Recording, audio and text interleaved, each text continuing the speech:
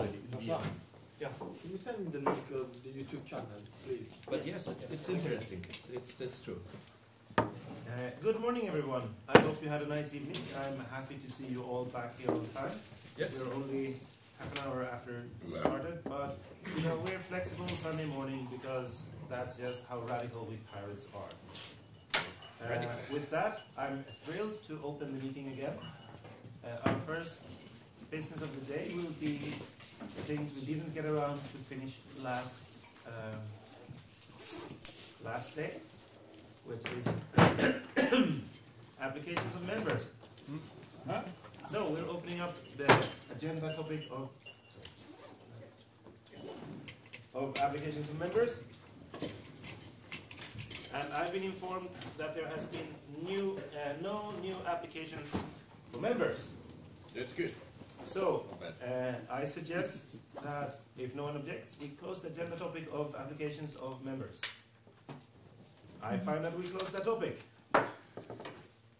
Then it's a great pleasure to be able to introduce to you live from somewhere else, top candidate of the German Pirate Party, sorry for that, Patrick Breyer.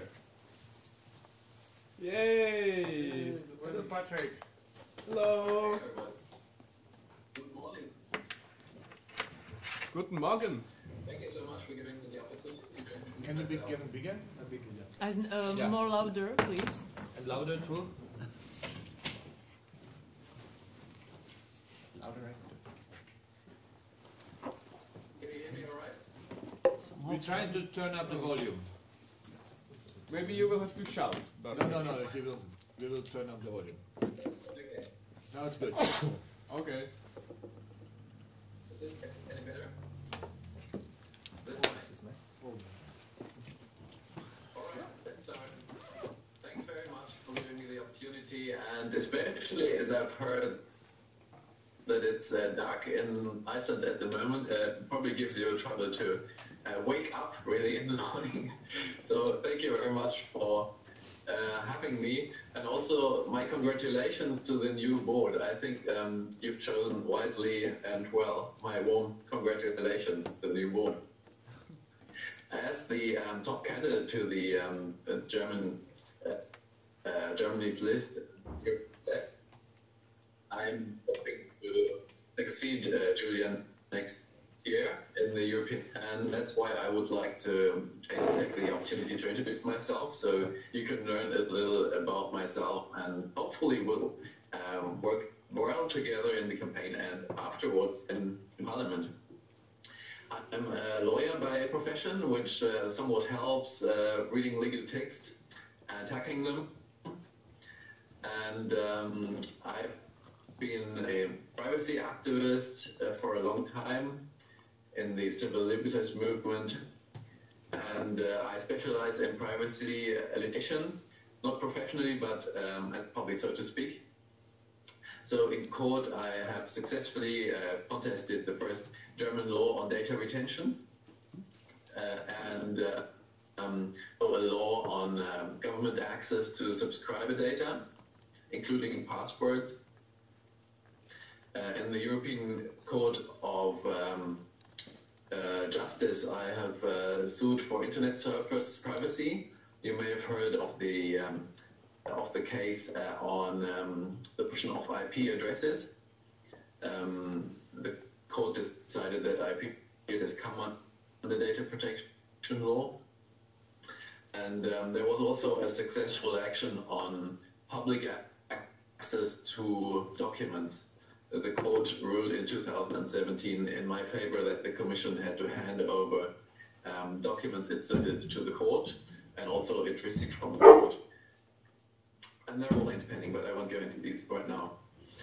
I'm also a great fan of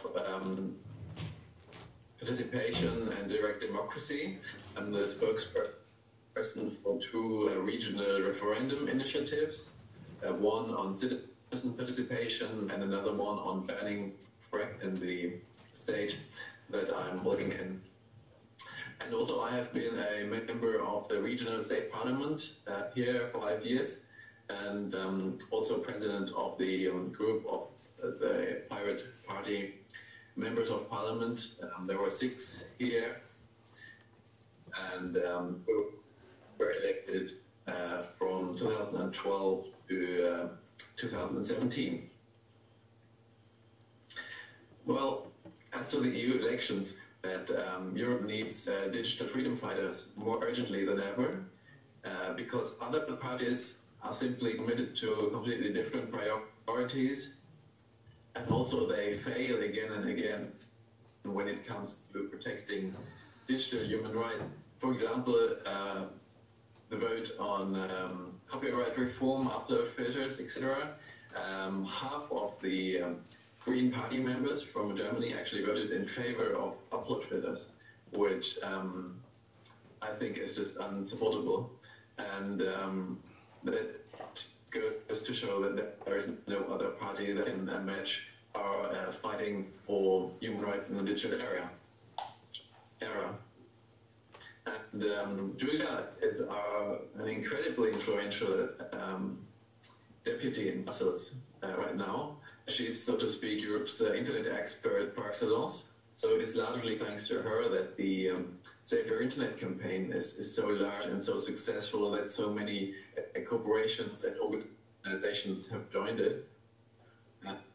And since she has decided her studies and not to become a professional politician, which I respect, and since also the data protection expert is leaving Brussels, I think that privacy and free internet really need new voices in Europe as of next year.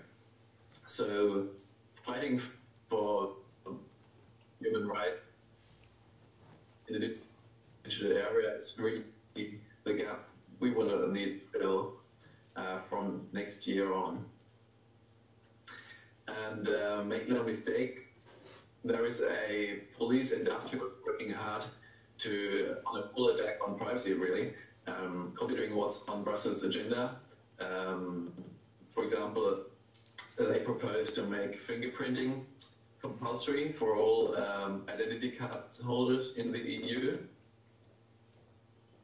There is a proposal to reintroduce data retention, really, in the context of the upcoming privacy regulation. They are very clever in working on that. They propose creating a centralized EU identity register, which would mean a database containing all fingerprints and facial images that have been collected anywhere, which is called interoperability. And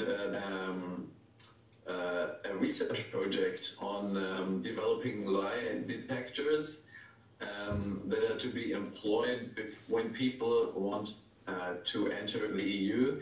They are to use in their homes a video conferencing system that would automatically analyze their facial images for any suspicious behavior. We all know that lie detectors don't work, and that is really an extremely dangerous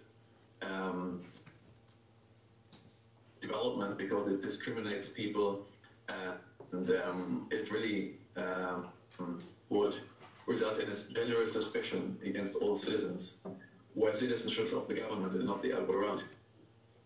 So I'm convinced that we are needed as the parliamentary arm of the net community and of the celebrities movement. They are counting on us, really. And moreover, I also consider us to be political hackers, which means we aim at updating the political operating system. So what we can see is that many citizens don't trust the EU as a whole, which doesn't surprise me, seeing that Europe is so deeply divided between rich and poor, and the gap is ever growing. People see that the EU destroys the environment more often than it protects it. For example, with pollution standards, people see that taxation is very unfair, like huge corporations hardly pay any taxes, and citizens pay lots. And so many parties address these issues, but there are very few that can see the root cause to this development, which is corporate interests having the say in Brussels too often and not the citizens. So I think our second priority, apart from his rights in this campaign, should be declaring war on the lobby paradise, Brussels, because in the EU, corporate interests should no longer have the say, but politics should be made in the interest of citizens.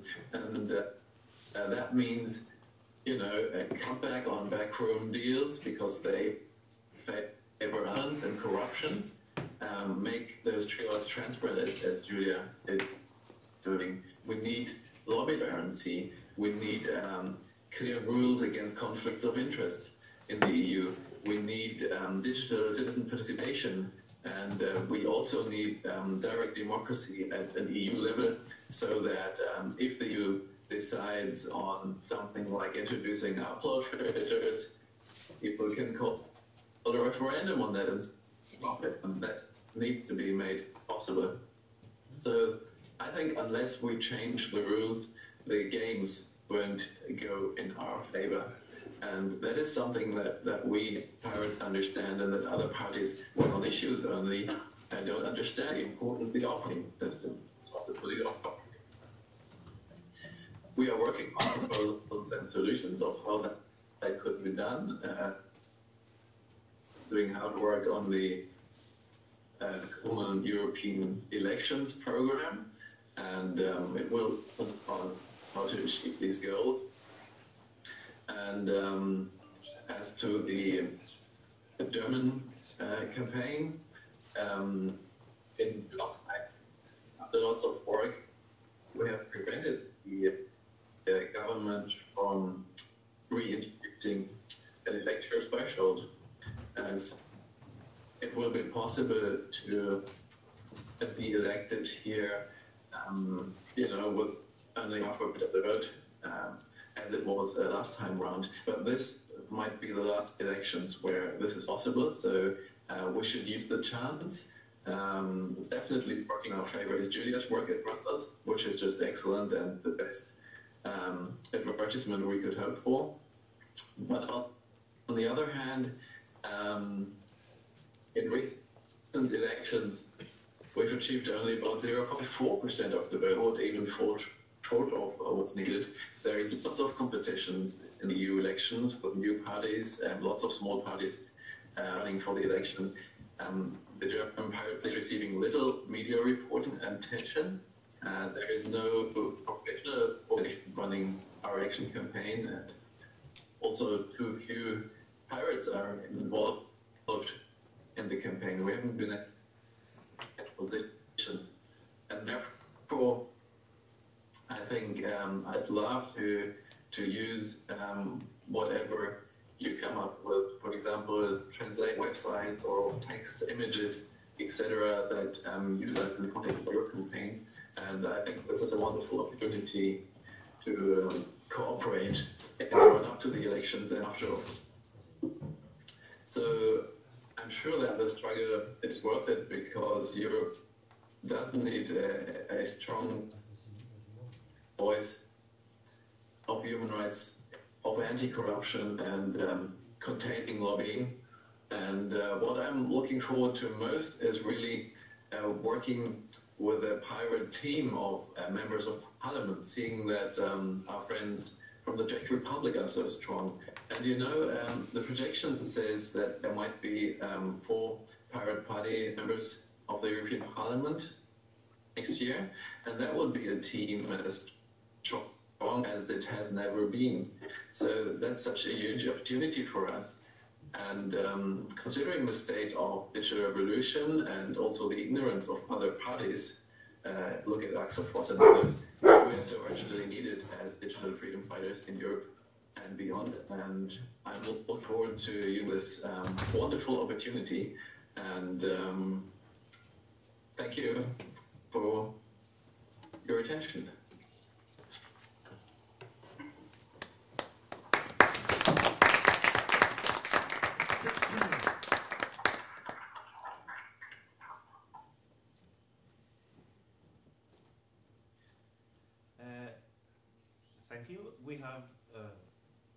time. If anyone has questions or comments or thoughts that you want to share with Patrick, just feel free to raise your hand.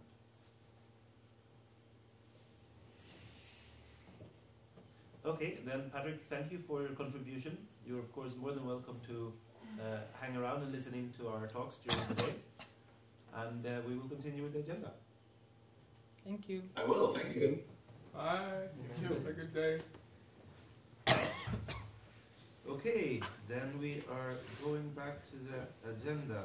We have sorted out applications for memberships, and we are at a point on. Let's see what Motions and proposals. Right? motions and proposals. The fun thing. And So, before we start, I think under motions, the motions are listed on the wiki, but I'm not sure it's listed which of the motions that was handed in time in All of accordance them. with the statutes. all of them in time. Were they? I just deleted number 6, by the way. Okay, then yes, all the ones that are listed on time. Excellent. Then we should start with the first one. I just need to find them in front of me.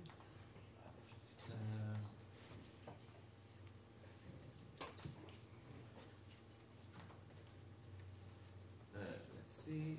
It's here. Motion number 1. Will someone from the German Pirate Party present the motion, please? Yes. You're gonna do. Yes.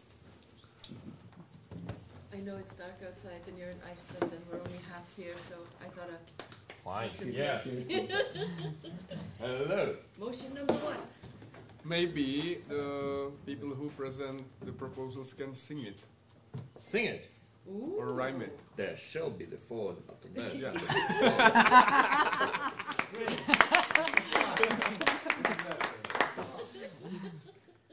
So, awake now. So we saw yesterday we had actually a lot of candidates, and we saw also that board members do have personal lives, which force them sometimes to do other stuff than board, and which is very important, and we support that.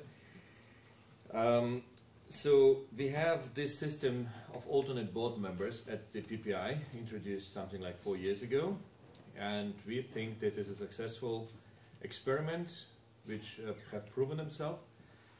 So we would suggest to introduce the alternate board members to fill the positions if board positions become vacant into the PPU. And so we would, if this will pass, we could have 4 alternate board members, and we would elect them just as the board members, and we would see what the rank position of them is, like first, second, third, fourth, and they would move up into the board as needed. And but there would be some people, like I know that interesting idea in Iceland, they have deputy MPs who stand up and take place of the MP if MP is on vacation or ill or otherwise traveling in Brussels or busy. And as we become more busy, apparently too, I think that's a good idea to include the alternate board members into the business of PPU board so that they can stand up and actually also help distribute the workload better. Thank you. Any questions? Yes. Yes, Francois. Why 4? This is, well, we have 7 board members in total. Is it true? No. 9. Nine board members in total. So this is like less than half. This should be enough for the election period of the board. That's why 4, and also 4 is the number we had from in the PPI, so we actually copy pasted it. The idea are 6 at the board, right? You could propose to change the number 4 to 6. That would be No, I was thinking like less. less than Because 4. it's like, it means we have like 12 people? Sorry, we will first have questions, and then after questions we will have the debate. Otherwise it will be very confusing for everyone, especially me. Thank you. Octavio. In terms of the motion, the way that it's worded now, it's quite open, and it doesn't say anything about.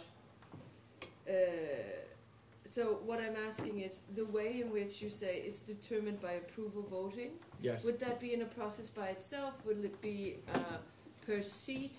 Will this be applicable to the entire board? How will? Is it possible for those four, let's say, they all decide to move together to the Bahamas? Because the four alternate members, will there then be new alternate members, or how would you want to vote new ones, etc.? Okay, this is the Article 1611, which is handles the board elections. So we have saying that we elect 4 board members, and we say that position should be determined by approval voting. So approval voting means that you vote for as many candidates as you like, and whoever got the most votes gets higher on the list. So it's not that you elect them one by one, which would not be possible with approval voting, but you elect them all in one go, and we also have the determined position who is the first, the second, the third, and the fourth. If they step down, there will be no replacement. That's why 4. So no replacement? No. Okay. We don't need alternate to alternates yet. Will this, do you foresee that this being held at the same time as the board elections? Would it, and it wouldn't be, it would then be, for instance, just, and I'm sorry if I have too many questions, but no problem. I need this clarified. So you would have a chair election, a vice chair election, you'd have a treasurer election, then you'd have a board, like, what's it? The 5 board members, The up to 5 board members without position, without determined Appointed position. office. Yes, appointed, thank you. And then after that you would have alternatives. Yes. Alternates. Yeah. Why not just take the 4 that are after Well, the regular board members? because some of them might not be available for that kind of office. They would, like, I'm just, well, it's up to the person who candidates, who runs, and who proposed to say, I'm available for doing the board work, but I'm not available for being a substitute runner, maybe, because it hurts my feelings or something. So it's fair to do it in its own way. But yes, yesterday we had a lot of candidates, so we could feel that easily. Absolutely. And that's also the Icelandic system. The way that it works here is that within each constituency, so that would be that way. That's why I'm asking. The last question that I have is in regards to different positions within the board, like treasurer, chair, etc., comes with different responsibilities, need different experience. In the way that you worded this motion, is there any there is nothing that accounts for that. So basically, why have a chair and vice chairs if an alternate member could just come in and take the chair if our new chair will step down or yes, something. yes, thank you. So that's why. So why do we have vice chairs if an alternate member would then just come in and take the chair position? I'm not thinking we're not power grabbing weirdos. No. But I think the point needs to be made that more clear. Yeah. Yeah, we're not talking about that. So the attention was to talk about the board members, and also since I said it's a copy paste from the PPI boards, where the positions of a treasurer and also the vice chairman is elected among the board. So the PPI elects the chair and then all the others, and then they elect the treasurer, so they can be exchangeable if something happens. So this is like copy paste. We need to clarify it a little bit that we are talking about board members. Just the 5 regular. But what is our sorry if I don't know right now, what is our provision if the treasurer steps down? Do we have a replacement mechanism for that? Basically, if anyone steps down. Yeah, but treasurer is like important one, right? We need to do. Well, we can do online elections. We need a new round of elections then. Okay. Yeah. Okay. That's the thing. Yes. That's why this matters to me, to have it absolutely clear what you're proposing here, so I better understand, because I think we need to take this on. Yeah. Thank you. Question? Yes. Are the alternate board members members of the board or not members of the board? While there are alternate board members. They are not, well, they are, as I say, the alternate board members may take over tasks on behalf of the board and shall be fully informed. So in our understanding, they should be invited to internal board meetings and should be on the board communication lists and be informed in order they need to step in. But otherwise, they are not board members, they are alternates, and so they have no voting power. So it's like board members without voting powers in the board. I would say...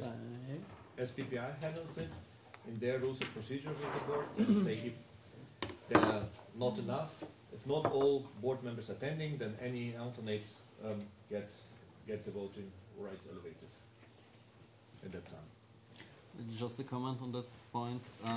Reading... Question, sorry, is it a comment or a question?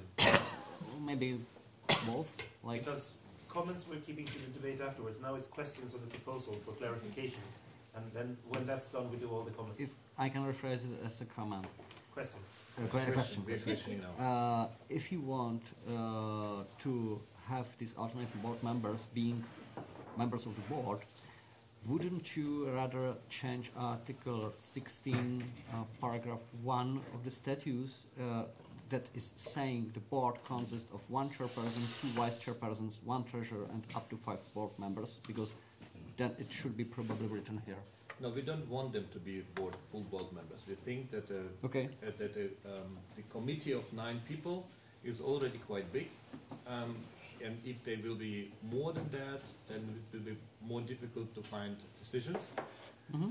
So we want that the alternate board members help the board, that they are informed and can step in if they need it, but there shouldn't be no more votes in the board. So there should be still like the up to 9 people who have voting rights in the board, and that should be okay.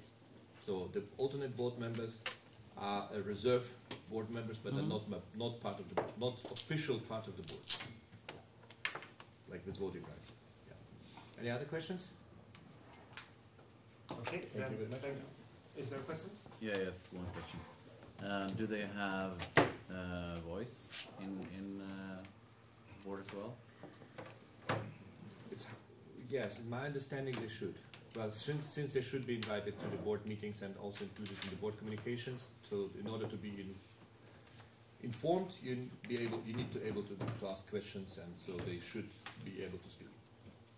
But that is up to board to decide how they will handle that. Yeah, and also they can do it in their own rules of procedures. Yeah. And also give proposals. Yes. Okay. Okay. So another question. Last question. Maybe I lost, but you have defined what vacant means. What? Vacant, because alternate board members replace the normal board members when a board member is vacant. Yes. What does it mean vacant? They can't because it's empty. Yeah. Yeah, because if somebody steps down, for example. Steps down. Yes, then it's the board. Resign. It's not position not filled then anymore. It doesn't mean that it's inactive, right? Usually not. Okay. We don't have a mechanism for that. Step down by itself. Okay. It has to step down. Okay. That's how it works in PPU. Okay. Thank you. Gregory, would you be willing to change this to clarify what vacant means and under which circumstances it would trigger the alternate member to come in?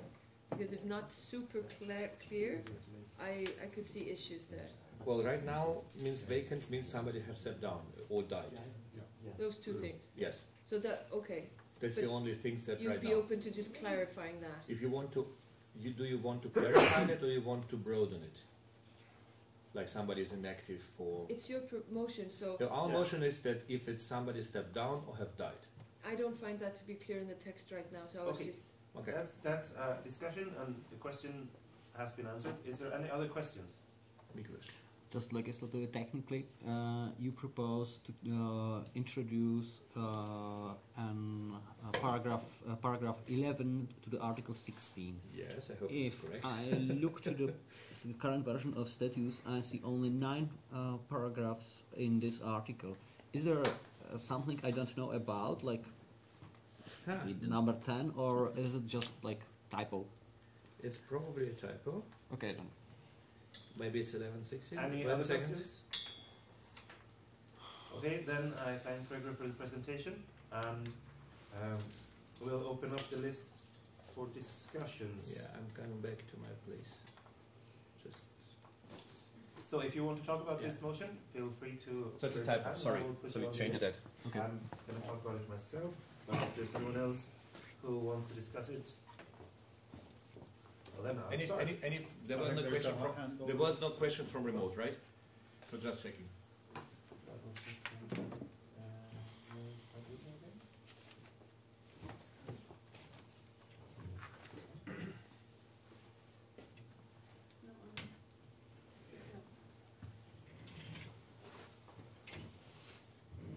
Your sound is kind of bad.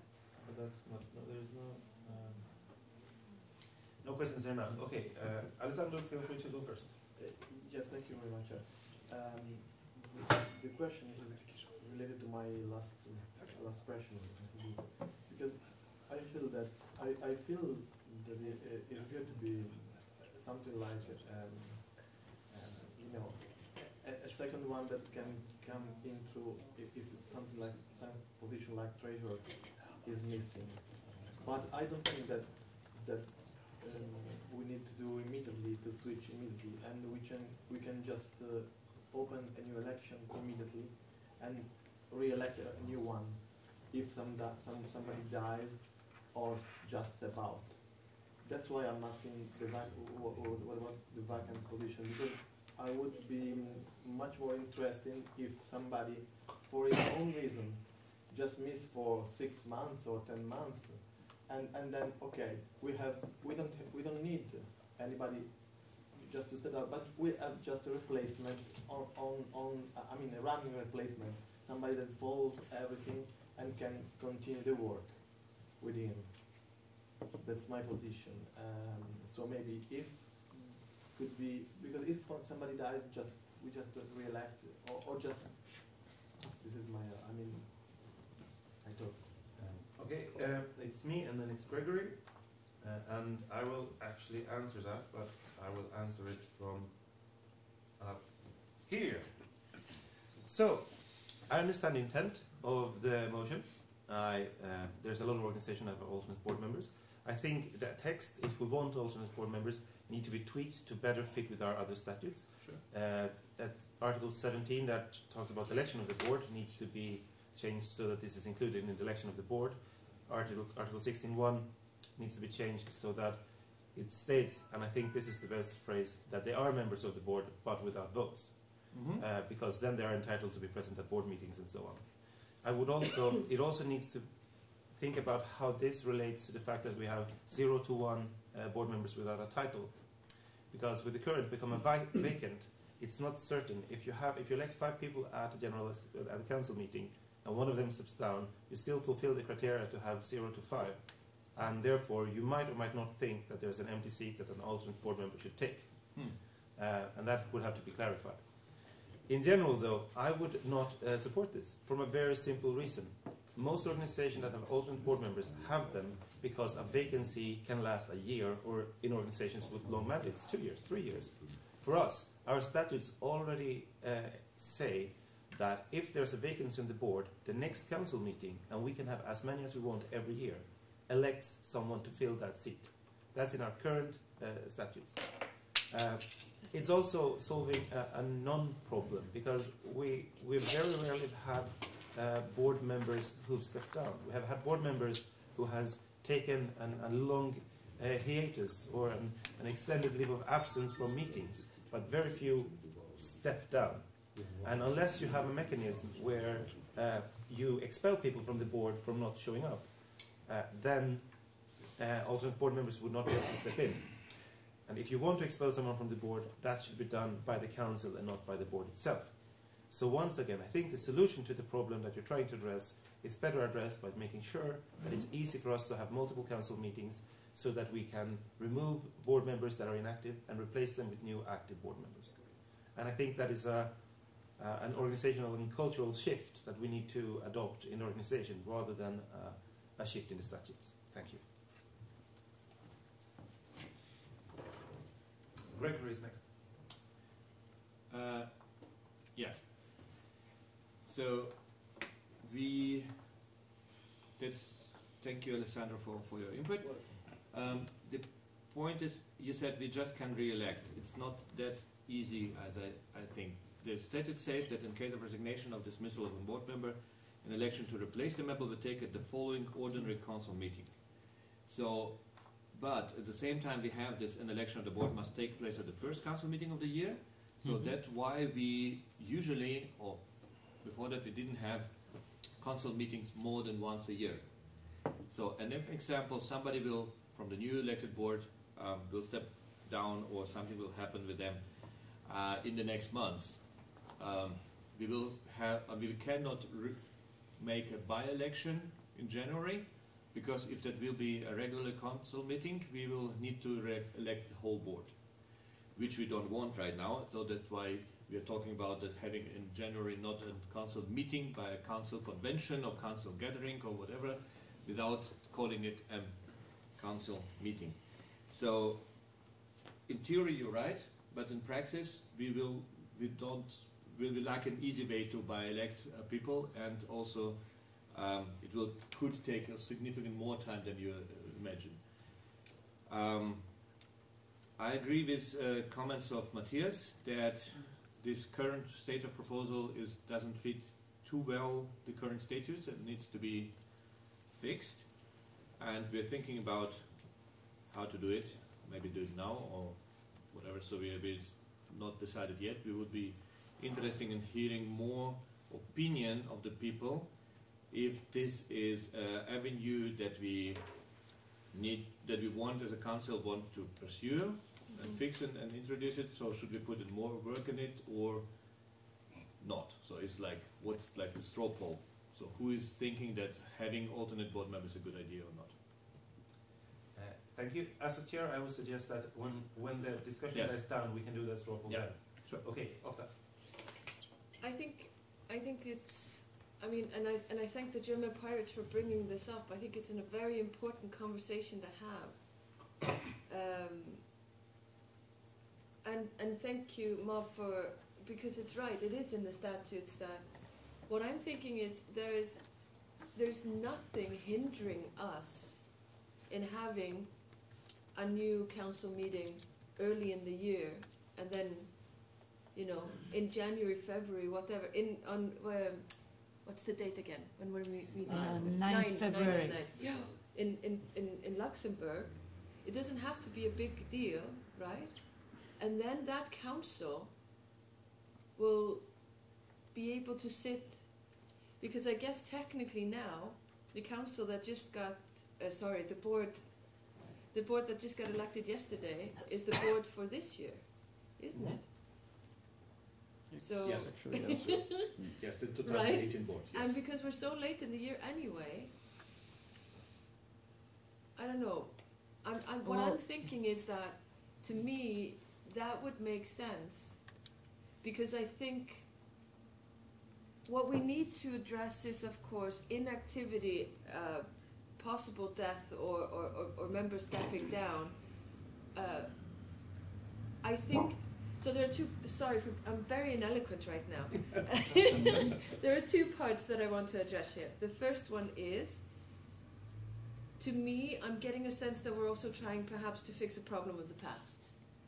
Sure. The inactivity of former board members, so I don't, as a pirate, I don't like to fix problems of the past if I don't see them in my future, right? So then we just need to look at the structure, which would mean overhauling of the statutes, and I think we've all kind of had that idea for a little while in different ways, right?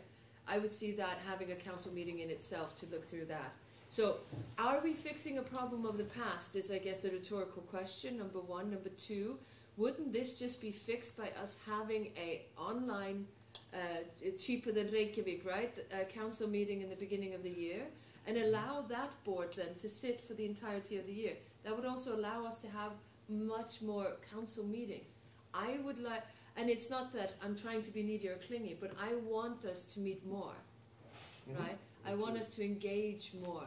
I want us to see each other's faces more.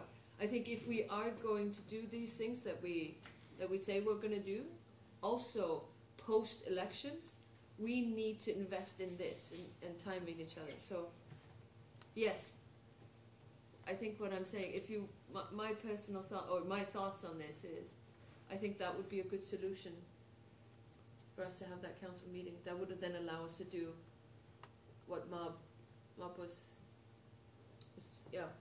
indicating, well, didn't say, but was indicating that it would allow for the council meetings to happen more regularly, where it could be taken up, that inactivity and the things that Gregory mentioned.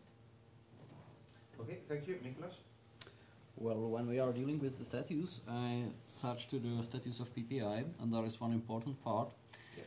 And especially it's Article 13, Paragraph 8 of PPI statutes, saying, apart of other else, if a member of the board does not execute its function for more than 3 months, his seat becomes vacant.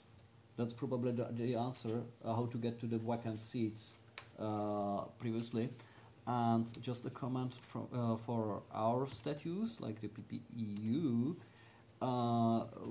we are obliged to basically elect the board at the first council meeting of the year, which is Article 17, paragraph 11. That means if we want to change this and organize an, let's say, online meeting to replace just one board member, we are by the statutes still obliged to replace all the board members. Yeah, so we would have to change this one. I can. Do you want to clarify that? Yeah, I'm sorry, that wasn't clear for me. So what I'm saying is that we would have a board meeting where we would replace the entire board February 9th. Council meeting. Council meeting. Council meeting. Where we would do that. And then after that we would be able to do whatever, to kind of get us back on the roll where the sitting board for the year actually sits that year, not the year after. So, I mean, Czech Pirates, Icelandic Pirates could then just nominate the sitting board if that's what we want to do, or not, you know, or board or council members could, you know. Thank you. Yeah, just something of a technical notion. This idea actually told me Map yesterday, and I really dig that. But he suggested online meeting, for example, in January already, which I consider is much better. Okay. And I will send an email about it to discuss that. But with nominations of only those that are currently on the board, and they will be just quickly and swiftly online re-elected. And then we can, on February, focus on the European elections, because I think that new elections like in February, like in person, would be really too time-consuming for us if we want to really focus on the European campaign. So January online. I think it's a better idea, but yeah, we shall discuss that. Thank you. It's me. I will not go up, but I think discussion about when the next council meeting should be is a separate point. And I don't think it needs to tie into this conversation, because even if we change the statutes now, we will not elect alternate board members today, and therefore this will only be relevant at some point next year. So I don't think we need to talk about the current board when we talk about. Well, we could elect. If we change the statutes, we could elect them today. If we're still in the council meeting, we just need to change the agenda for that and put up the candidates. But since they all will be late, since they've all been submitted in time, so we technically could do that. Technically, the board can do, the council can do very many things. Yes. But the praxis in most organizations all over the world is that statute changes take effect when the minutes are signed when the meeting is over. They don't take effect during the meeting. This is the normal procedure. Disagree. It says that they take effect immediately. It says here in statutes. Yes. Yes. But decisions. So the decisions we take here take effect when the protocol is done, when the meeting is over. That's the normal interpretation. No. Disagree. Okay, we can of course have a conversation about that when it happens. Yes. But I think there will be a discussion about. But I'm objecting that you're spreading wrong information. So, okay. Sorry. So I'm no longer the chair. I'm speaking. In most of the world, in most countries that aren't obscenely obsessed with statutes, like Germany, which is a crappy country, statute changes take effect after the meeting. In most countries, in functioning countries, that is how it works. In some countries, Germany might be one of those cases. Statute effects might happen during the meeting. It's not very functional because that basically changes the rules as we play. Rather than have a meeting where everyone who came to the meeting know what the rules are when they come to the meeting, and then if any rules are changed, they are changed starting the next meeting. That's a logical, sensible approach. I'm not saying it's the approach taken everywhere. There might be countries like Germany where they don't use a sensible approach. I don't think we should use a non-sensible approach for our organization. By saying this, I'm no longer saying that that is how it normally works. I'm just saying that is how it should work. I have a wish that you as a chair would refrain from insulting my country in the future and saying that it has insensible procedures. If the procedures exist in Germany, they are very sensible and they're done by the wise German people. As a chair, I want to state the fact that I was there, not as a chair, but in my other capacity. It was personally to you. And yes, I think it's very difficult to keep a level head when people are saying you should refrain from spreading wrong information. That's a very hard attack on a person, and as such it's difficult to keep calm. I lost my temper. I went up and I insulted the country of Germany and the people of the country of Germany. I apologize for that. I should not have done Apology that. accepted. I'm very sorry. But I think it's a good example of why it's important to be very gentle when you talk, otherwise the conversation can easily spiral. Thank you, Alessandro. I would just thank you, Chair. I would just say what you both have just already said. So I just step out the first part of it because I'm here for the first time, and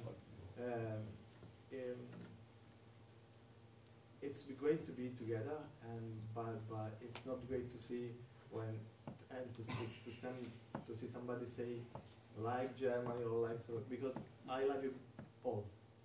And I'm really proud to be here to listen to German guys and Swedish and Iceland and whatever. So I'm a bit disappointed when not you as a chair, but or neither you. Well, as a member of your party speaks in such a way. So, but forgive me if I just put this on emotional. I mean, but. And I speak by myself that I'm angry all the time with my parents, with my. I'm always angry. I'm the angriest. Everyone is. I can just can't show you my Telegram chat because you will be horrified. You will be horrified, really, really. But I am here, and I'm glad that you apologize yourself. And speaking about the motion.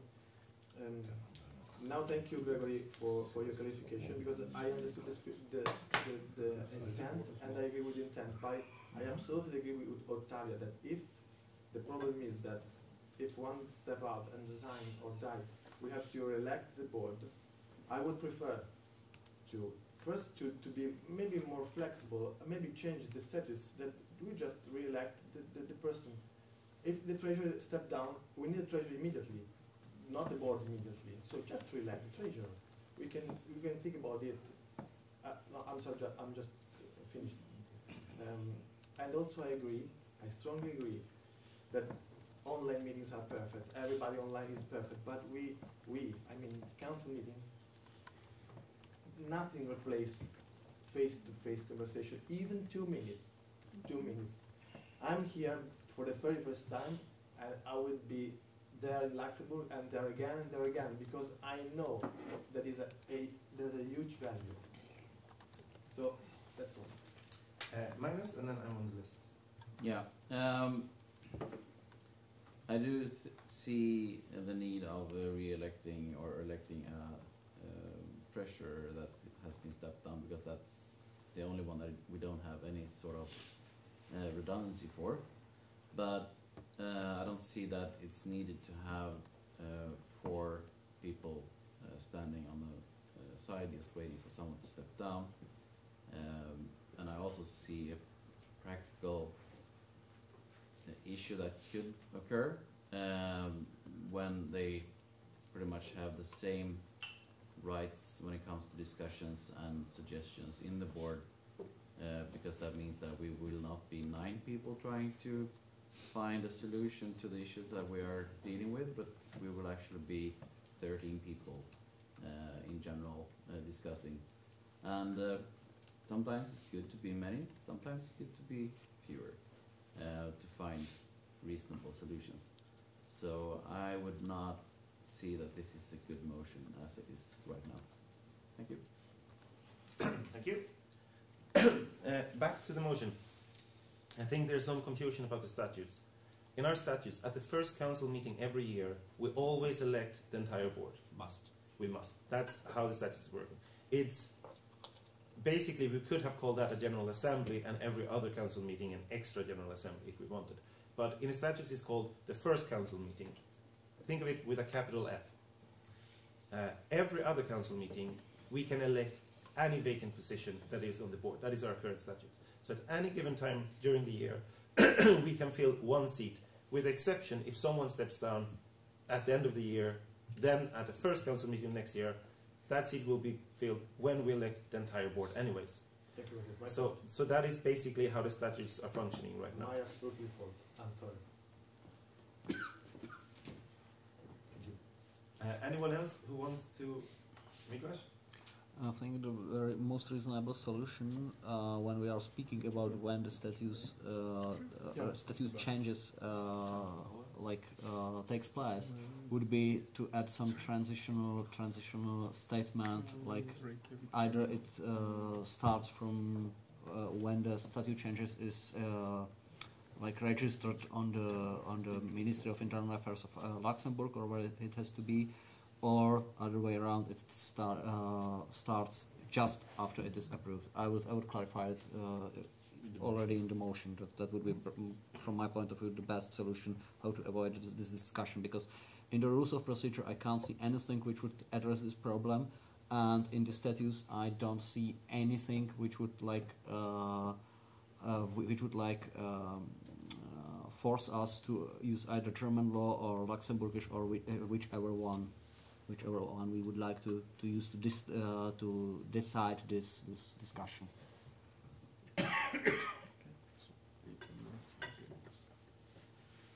That's okay. Anyone else want to contribute to the conversation?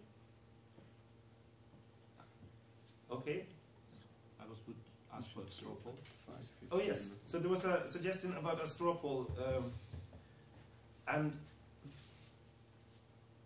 correct. So the straw poll don't need to be taken to the minutes because it's not a vote. So if I understood your question, your straw poll is who would be in favor of having of looking into adding alternate members in some form to the board. Not necessarily this precise wording, but the general idea of having alternate board members. Yes. So a straw poll have been asked for. So straw polls are normally indications of intent. It's general idea. So please, everyone.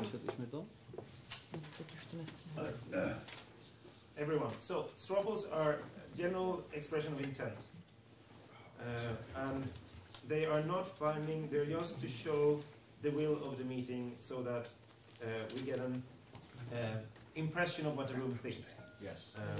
And I will ask you to use your cards. You have your yes, no, and abstention.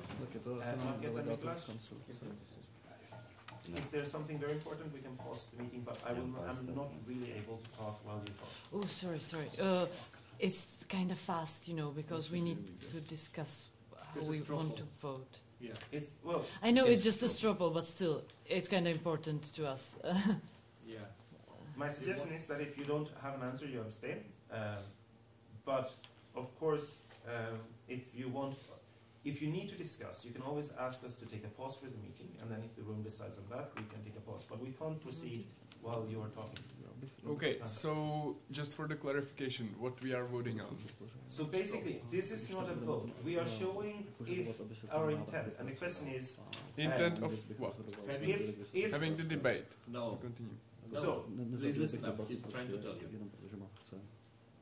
So the question is, do you think it would be interesting to look into if we should add alternate members in some form to the board of the association. That is how I general question: should we have alternate board members? Not with this precise proposal, but maybe some other thing, whatever needs to be changed. Okay. But should we have alternate board member? Is it a good idea or not? Okay. Yes or no? And I open the straw poll. People are free to. But maybe. Yes. Okay. Ja, maar kan How je many you have? You can tell in your Full house. It's Okay. straw also. Thank you. I see. I see no comments here on the straw poll.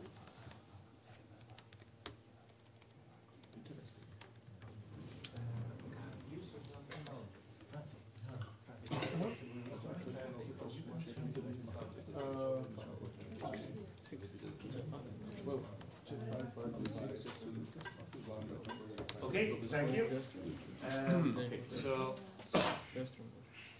so what was the result on online? From the remote? No comments online. No remotes. Do we have remotes there? Are they present? Yes. Okay. So we would like to withdraw the motion for now. Okay. And to rework it maybe during the day and maybe submit it soon or until the next meeting. We're not sure yet. We'll need some deliberation what to change. Okay, thank you. So the motion has been withdrawn. We will go to the next motion, but before we will take a 5 minutes break to see if we can sort out the sound for the remote delegates.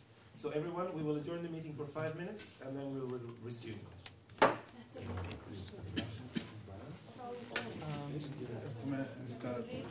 How expensive is this camera? No, I mean, Live. like I said, I think that having How expensive is this camera? It's about 400. I mean, of course, they You need my consider account. when you will, gathering So we will 9 persons versus 13 persons and have a discussion. So I will not go into work like that. But they have written here. Yeah, but Gregory claimed. what I asked, do they have voice? Yes. Do they have possibility to make the motions? And he said, Yeah, it is. This is his interpretation. If I look into the statutes, what is written in the statutes and what shall be changed, it is not in line what he said. If he would if he would request voice for the alternate members in the board, then he would have to change this paragraph, because clearly, if there is written no alternate members, then they have no right to sit in the board. I think that's for sure. Yeah. And still, I guess this motion, that if it goes through, that means that we also have to add those changes to make it possible. Well, if this motion That's a goes consequence. through, then That's a consequence. I'm strongly objecting that this motion should go through in the form which it is written now. Yeah. If he wants to do something like that, then we should go somewhere else and table a counter motion, replace this one which is prepared, and do it in a proper way. And that means to change some other paragraphs in the statute. That's true, but it is doable, but it needs 20 minutes work. Yeah, maybe more, but 20 minutes is like... we need some time to do it, because Yes. what I'm unhappy about this motion is that this is kind of making status more messy, and we need to clean the mess before. We should rather clean the mess than make more. that's my point. Well, yes, absolutely. I'm not seeing that as a clear way to clear up the mess. It's complicated, and it's been agreed by people and been discussed and whatever, and all the mess, somebody liked the parts of the mess you try to clean, so it's always like complicated. But I agree with you, absolutely. And I say, yeah, if we're not sure, like right now, my idea would be rather like postpone it to the next meeting and not doing it this time, this alternate board members. But if you think, yeah, I would say it's just a lot to do to work. And I saw the intention; it was nice. So I would really invite you guys to work on that. And the idea, as we submitted that motion, in time, there have been none board candidates. So we could not see that it would be like 12 people trying to get like 5 shocked. positions. Yeah, a little bit surprised, a little bit, yeah, because in Prague they have more difficulties to find. Well, there's never really difficult to find candidates for PPU, but at some point, at some place, okay, yeah, we don't need people who are just jumping up there. But so it was. We introduced that actually. Actually, it's also there's also a vessel for having all these candidates who are not getting into the board still be involved and contribute to the using the human capital for people who wants to do it.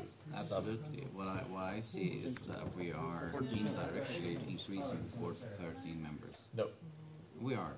If they have voice, if they have suggestions, yeah, but then the discussion will be between 13 persons, not 9. Not usually not. If you look at PPI, I don't want to use PPI as a good example of anything. Why? PPI is a very good organization and it's been mounted a lot for no reasons, but PPI is actually very functioning and producing a lot of good results, much more results than PPU produced so far, I must say. Yeah. Yes, absolutely. And like creating conferences and creating like the representation at UN and Yeah. So they do a lot of stuff and a lot of like a lot of pressure being taken off, but a lot of people really bad-mouthed the organization because of me, I guess, as I was involved. Yes, I'm very sure that was what's happening. I've just been with some meetings and I've seen how the meetings are being done. Not the board meetings. The Rio G8? Yeah. Which one are you referring to? Well, the last one, for instance. The last one? Where I was... in the last one in Munich? Yeah. I don't know, I was 2 on weeks 9. ago. I was on 9. Oh, okay. But I mean, I was supposed to introduce myself on Saturday at 12. And at 2:30 I was said that okay, maybe I could join now, so I did, and then everything was postponed. I mean, the meeting was going on until 7, and then the introductions were postponed. No, můžu si stát. So it's really dysfunctional in that sense. And that is, yeah, but I mean that's what happened.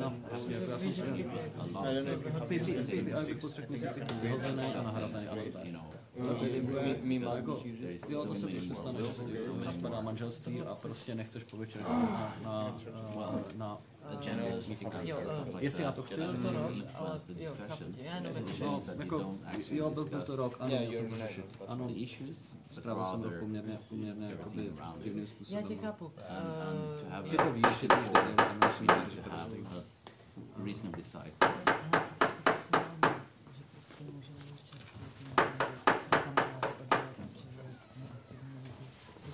Come in. So, it's open. Thank you everyone for that short pause. Now we're back in the meeting and we're quickly moving to the next motion 2, also submitted by the German Pirates. Is there anyone who wants to present it? Welcome up, Gregory. Probably will be me again. Woohoo! Woohoo!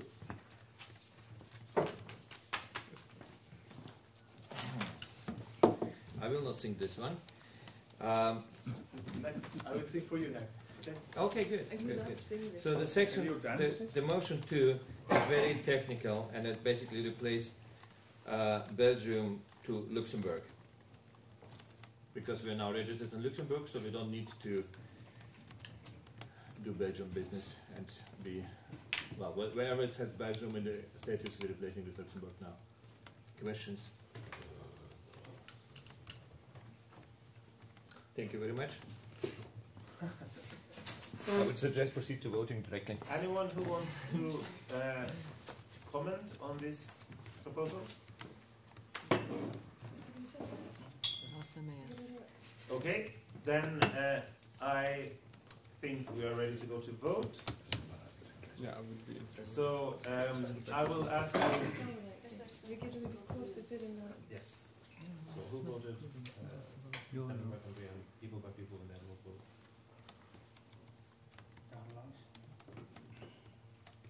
det er godt, at have det, Michael. Hold on. Do we have this in writing somewhere? Yeah. Yes, on the wiki. So in the web page there are a link to the agenda, and there's a link to the wiki part where all the motions are. Yeah. And we're changing one word, Belgium to Luxembourg.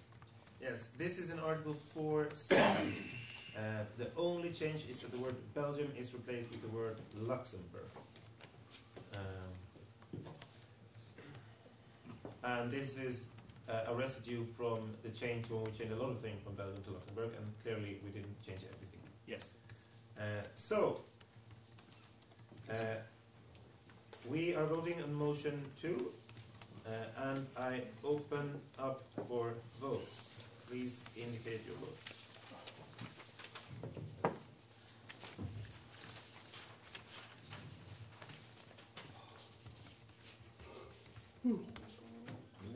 So, for simplicity, is there anyone present who is not voting yes, or who is not voting up? Yes or abstain? No. Okay, so everyone is voting yes that are present in the room. So we just have to take this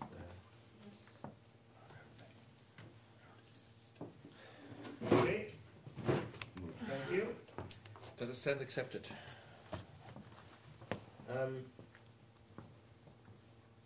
I will close the vote well, I'm closing the vote because vote is closed. So, I can easily assess that this fulfilled the double criteria for vote statute changes, which is 2/3 of the vote cast from 2/3 of the members of the association. And this vote fulfilled both of those criteria, and it has therefore passed. The motion change has passed. Status change. Thank you. Sorry. And now we go to motion 3, also by Gregory. And Gregory, the floor is yours. Yes, I'm already here. So the next one is the same reasoning. So we changed stuff from Belgium to Luxembourg, and we forgot to clear one thing. And we need to, there's no way to change it, so we need to delete the Article 21, Financial Provisions number 7, because we are not bound by the, there's no registry of the court of the first instance, or the law also requires the National Bank of Belgium. So this is provisions which were specific for Belgium. There is no such provision in Luxembourg. We should delete it. Thank you. Questions? Thank you. Okay. Is there anyone who wants to speak on this motion? Miklas. I love deleting stupid legislation which is obsolete. Full support. Hey. Okay. Any other comments? Then I ask the meeting if we can go to vote.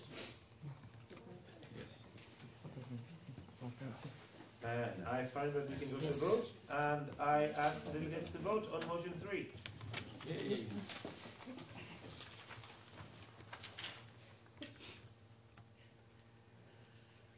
Thank you, and I'm closing the vote.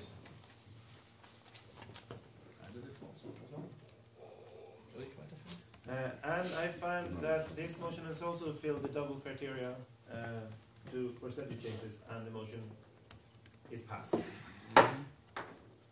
So, and we come to motion 4 by Joking Party. I assume Gregory will want to introduce it. Yes, thank you. Thank you, Mr. Chair.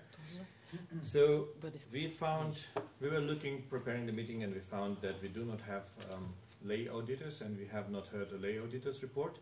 So we had to trust the treasurer in providing correct information, and we have no way from the council to actually double check, because nobody from the council have access to the account but the stuff that is published in the wiki. So we have no idea about the cash, any possible cash amounts, length of contracts, financial obligations by contracts, or any other stuff that usually are part of the audit to be able to judge if the organization is financially stable or not.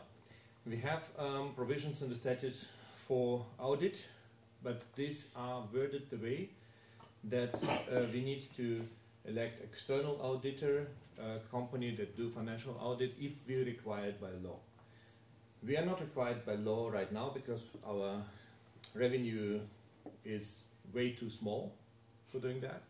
We could still go external and find an audit company like Ernst & Young or something, but they are very expensive. It would cost at least 25,000 euros or something.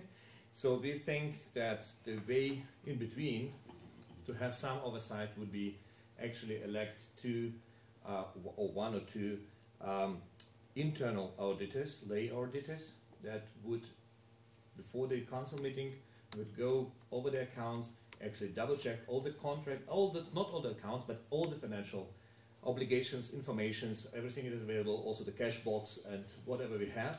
So we have a transparent bank account now, which is very good.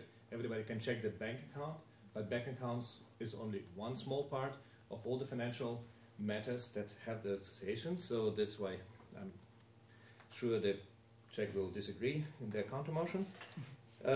But basically, we will just say we elect lay auditors. We could do it today.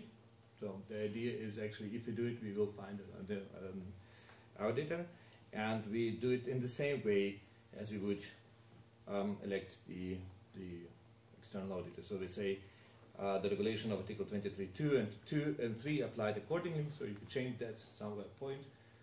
In the future, we will also change them for the lay auditors as well. Okay. That's the introduction. Thank you. Any questions on the proposal? Okay, thank you, Gregory. Then I open up for discussion. Is there anyone who wants to speak on this motion?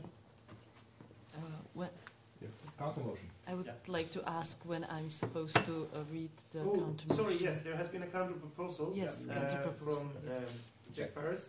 And Maketa, if you want to present it, feel free to do so. And then we'll open up to general discussion after questions to your counter proposal. That was entirely my plan. I'm sorry for that. It's okay. Sorry. Difficult night. Okay, the pretty much counter proposal is that as we have a transparent bank account, really like transparent, you can all see what's going on in there. If all the money are there, we don't need lay auditors. Thus, we propose either using the transparent account or even setting it into our statutes as the reason for the auditors. It's up to the discussion. And of course, we understand the need of the German pirates and maybe even others to protect some data of the donators and people sending money. And therefore, we suggest... This is not our reason. We don't need to protect Please. Comments later. Now it's the presentation of the counter motion. And therefore, comments can be done in debate afterwards.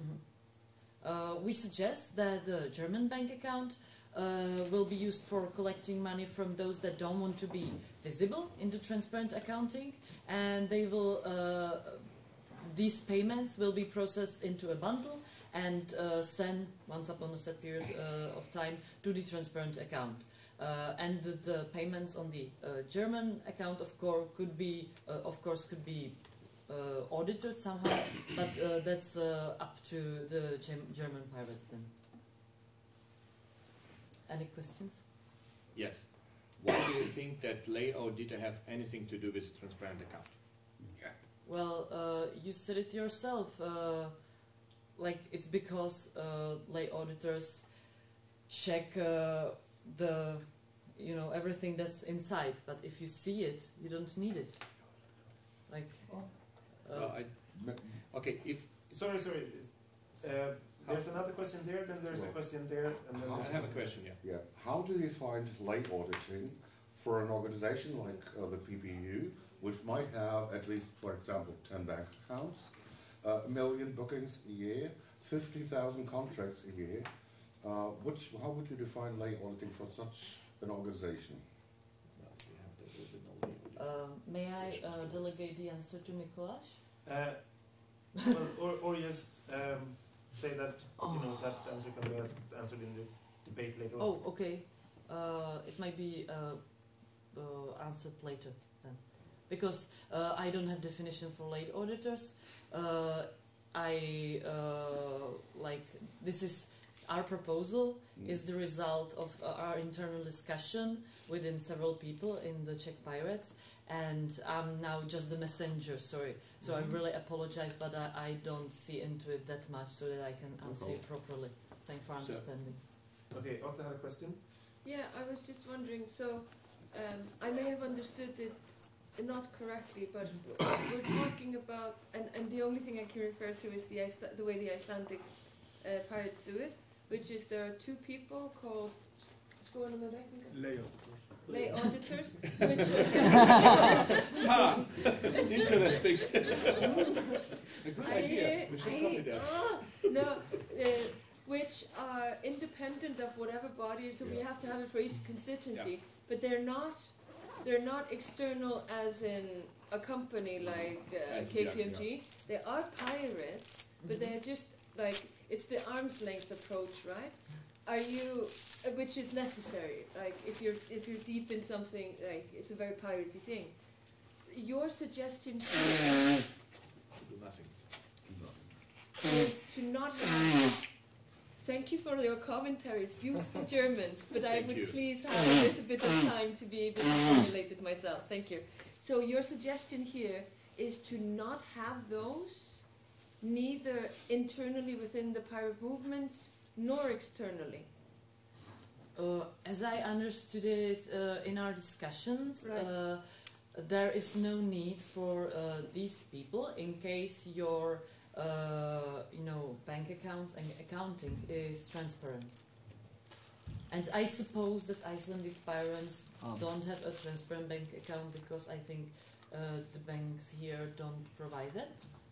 I try to check the banks throughout Europe so that I know where to establish the bank account so that it's really transparent. And I think I didn't find anything like that in Iceland. So that's why I think you need lay auditors, but I think we don't.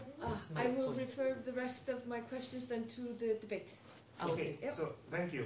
We have a bunch of I have a question, sorry. Yes. And I was raising my hand. Yes, and you're on the list. And if you let me finish, we have a bunch of questions to this counter proposal. I would urge everyone to focus on the specific of the counter proposal and not what is not there. So I need clarification about the proposal, not what is not in the proposal, because that can be discussed in the debate.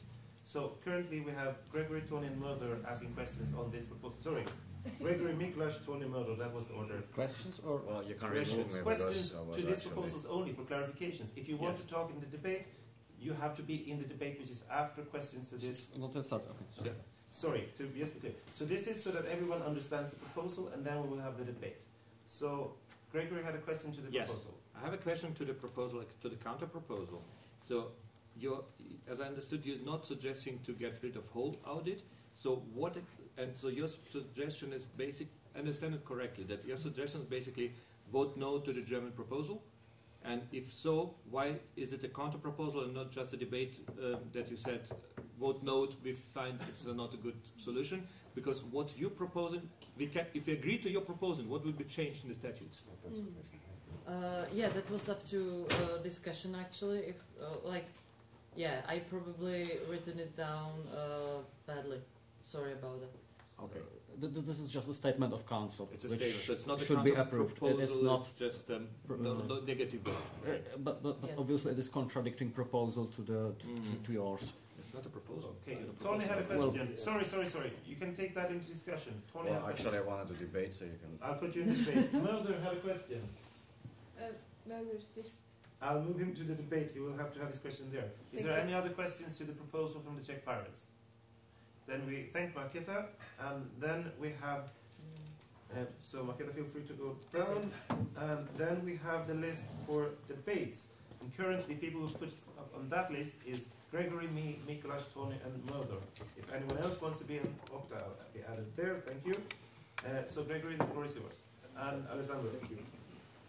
Well, I would like in clarifying debate that we don't think that audits are there for auditing the German bank account, and it's also the German bank account is not for the reason of protecting identity of the donors, but rather of having a summarized report and to check the treasurer's report that is everything been done according to good practice of accounting, and this also include, I would like to stress, not only the bank accounts, but also financial obligations like rent agreements, salaries agreements, and everything else. Some of them might not be public or even to the members, like salaries and stuff should be summarized, and it's personal information definitely. But the need for auditing is because we like some people that we trust to check into this organization without spending money on external auditors. Thank you. Thank you. It's me, and then it's Mikuláš. Okay, once again, I'm not speaking as chair. I'm also not speaking as a Luxembourgish delegate, because they have no opinion on this motion that I have been informed. I'm speaking as someone who likes to be a lay auditor. I'm the lay auditor of the Young Pirates of Sweden. I was the lay auditor of another youth organization called Sver, who had 10 employees at the time and quite a high turnover. They also had professional auditors. Still, they had lay auditors at the time, because there's a difference in the task of a professional auditor who's doing the bookkeeping mainly, and lay auditors who's also trying to assess that the board is implementing the will of the General Assembly or Council or equivalent, and then give a report on the progress of the board. I think it's an important function. I think it would be good for the European Pirate Party to have it. Having said that, I think there could be tweaks. I'm not sure that implementing the exact same provisions as for the professional auditors, saying that the council can give them remuneration, which I don't think they should have. They should be volunteer workers like everyone else. And also, I'm not sure that 3-year mandate is the best for lay auditors, because most volunteer workers are shorter. Even if they can be replaced, when you approach someone and say, do you want to have a position for 3 years, that is a bigger undertaking than if you give them a 1-year mandate. And I think if we have a 1-year mandate for the board, it makes also sense to have a 1-year mandate for the lay auditors. But in principle, I'm strongly in favor of lay auditors. They are very crucial for organizations to make sure that you build trust, because people who don't have the time to themselves look into the organization can always contact the lay auditors and say, is there anything I should be worried about? Is there anything I should look into? And having that possibility builds trust. Most people will never use it, but knowing that they can, if they have questions about the board that they don't feel confident taking up directly with the board, they can always check with the lay auditors. I think that is a very important thing. So I'm strongly in favor of the intent of the motion. I'm not sure I would be in favor of the exact wording as it is now, but I think that is minor. I think if there's a common will to go in this direction, we can sort out the details. Absolutely. I'm also strongly in favor. I'm strongly against the check counter proposal from the text where it says that the German account should be used as a way to bundle money from donors that don't want to be known. If we get donors to the European Pirate Party, they should be known. Yes. We should not have anonymous donors. We should not cater to the option of have anonymous donors. If someone wants to support this political movement, the members of the movement and people outside deserve to know who is bankrolling us. So I don't think we should imply that we are in favor of anonymous donors. Yes. Here. So those would be the two things. I'm in favor of lay auditors. I'm not in favor of anonymous donors. Thank you. Next is Mikuláš, then it's Tony. May I be edit? Yes. Thank you.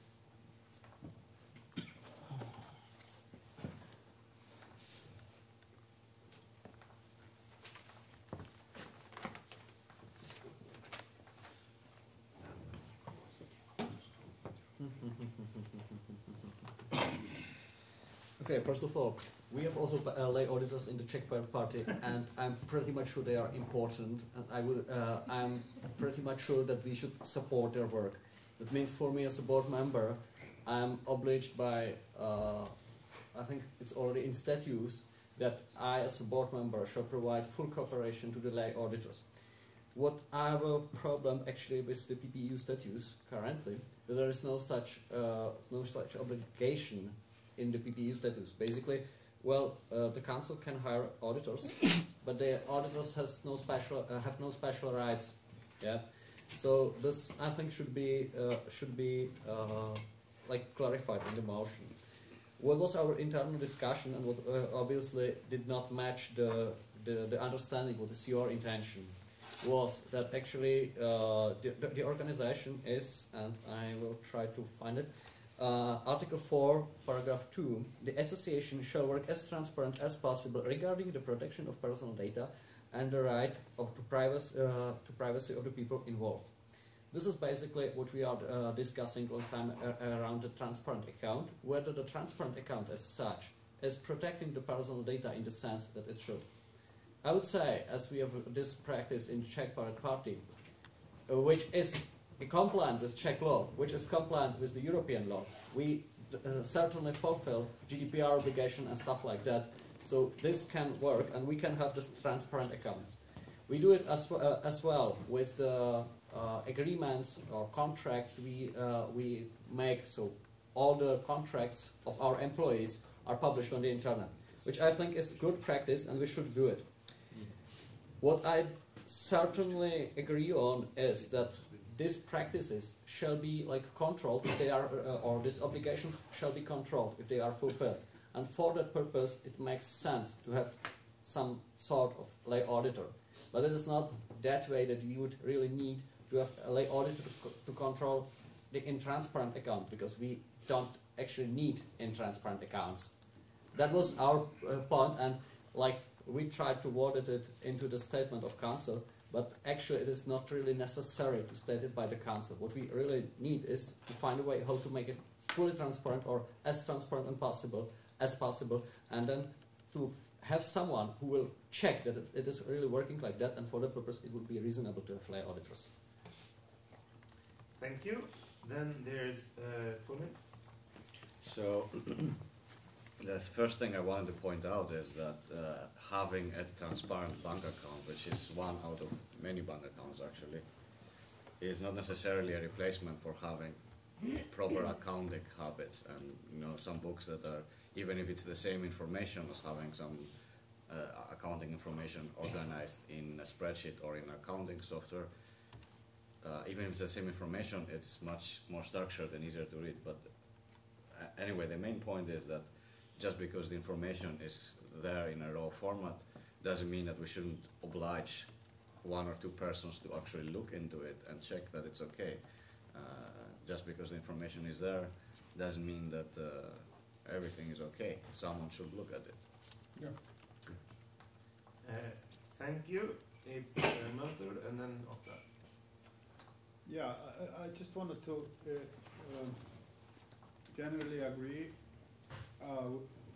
with the German proposal of lay auditors. I think this can be ironed out and down to everybody's satisfaction. And I just want to say that having somebody, some trusted party, auditing an organization is quite important. It's extremely important, I think. It builds trust. It's a component of actual transparency. And I just want to say that for the most part, I agree with you. It's just what you said. You said most of the things that I wanted to say, except for I agree with everything you said, more or less, except for the 3 years. I think it would be beneficial for somebody to take this on for a little while, because it's an undertaking to understand the structure of an organization, and it's good to be able to do it. The next time you do it, it's much less work. So it's just more convenient. Okta? I think the responsibilities that lay within doing piratey things and piratey work is practicing what you preach. And I think having lay auditors is doing exactly that. It's practicing what you preach. I do not think that a 3-year period is appropriate. I would want to have a person or two people, re-elected, or how to say. I like the year, or maybe maximum year and a half, maybe something that I think 3 years is too long for someone to lay audit. And I think that those people will be found within our movements. They will be people that already know the structures, the organization, how things are being done. So I think to that extent, the way that I view this, the way that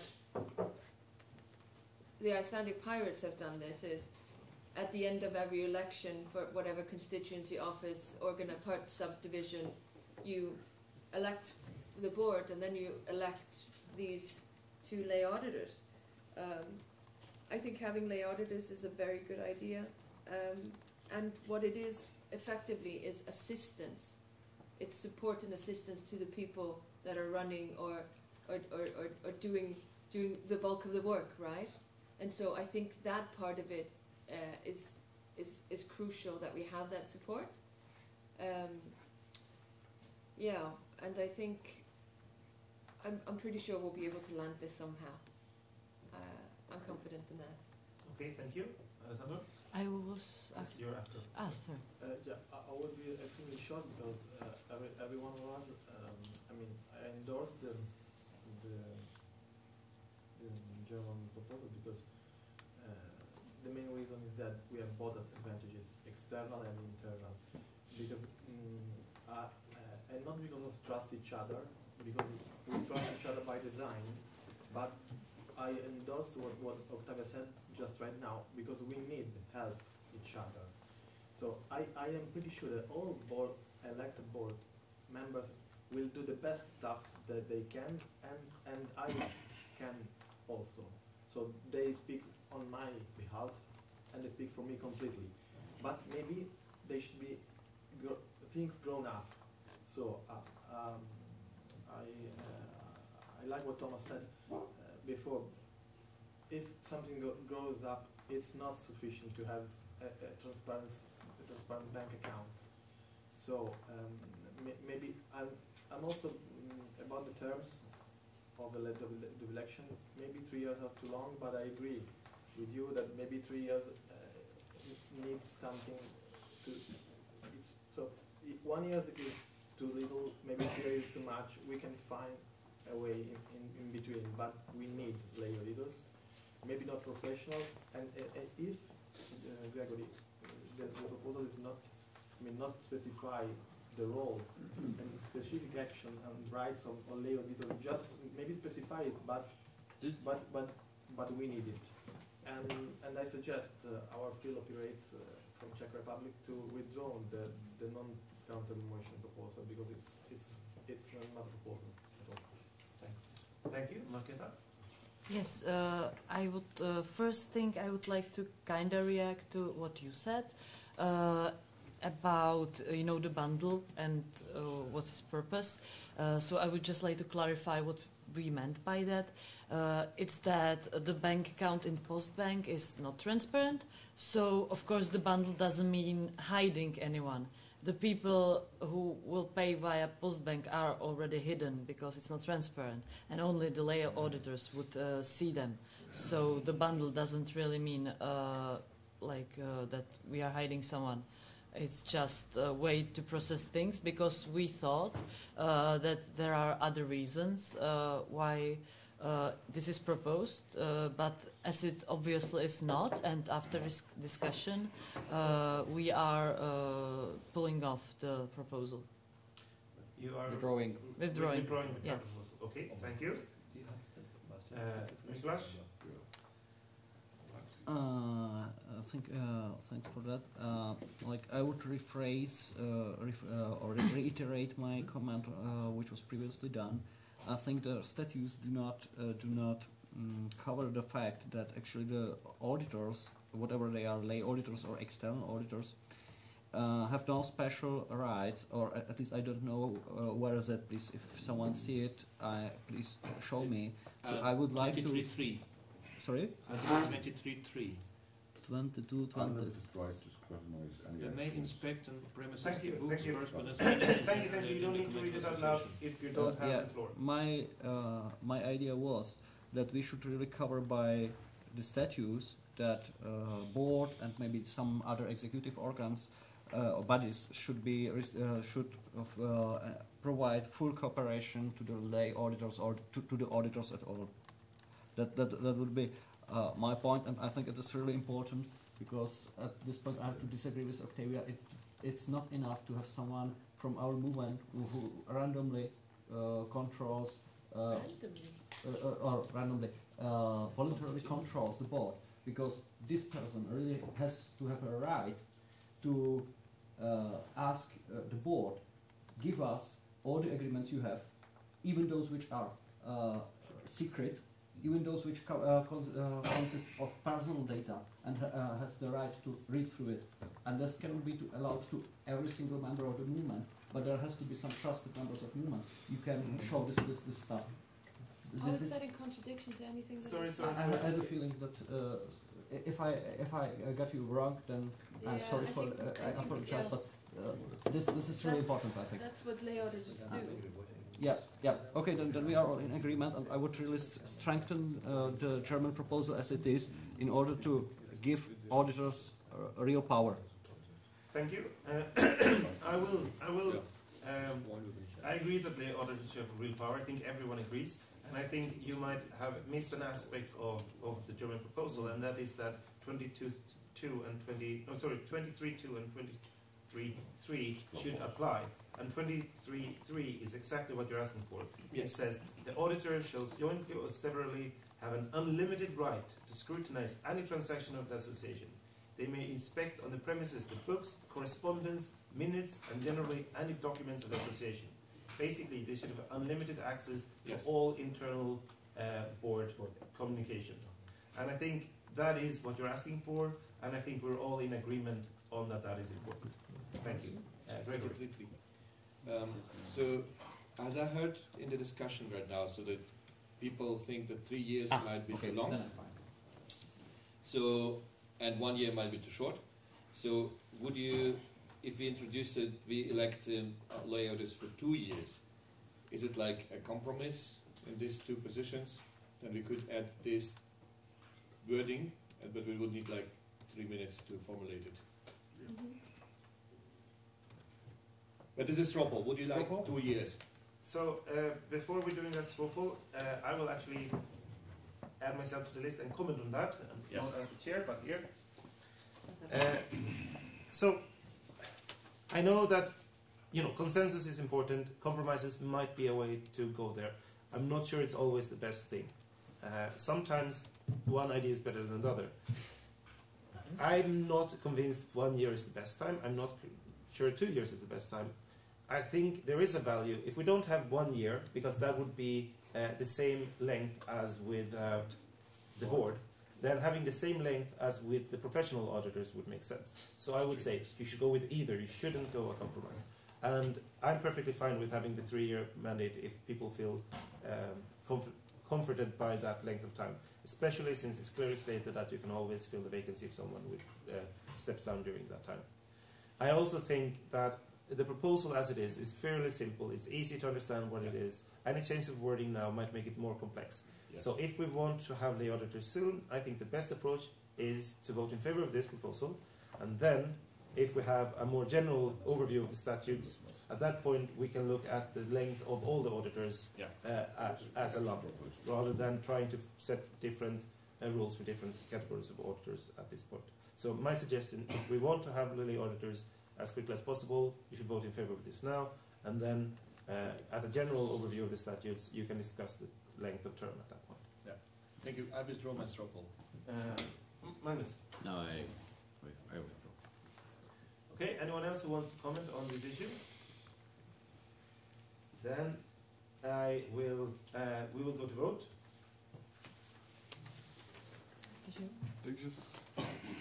Já bych byl pro, jako kontrolní komisi chce. Kontrolní komise je super věc. Většina našeho boardu jí miluje, jsem taky.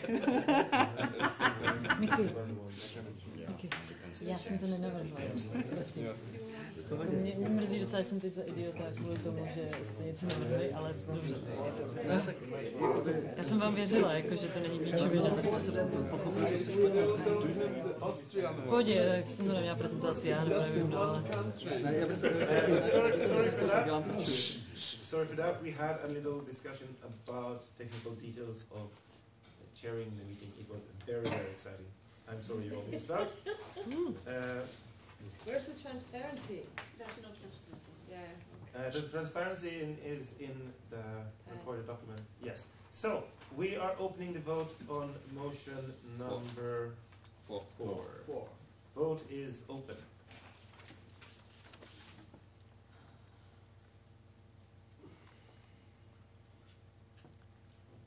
And if you get a nod from the secretary, you can take down your votes. Otherwise, please keep them open so that she can make sure to write them down properly.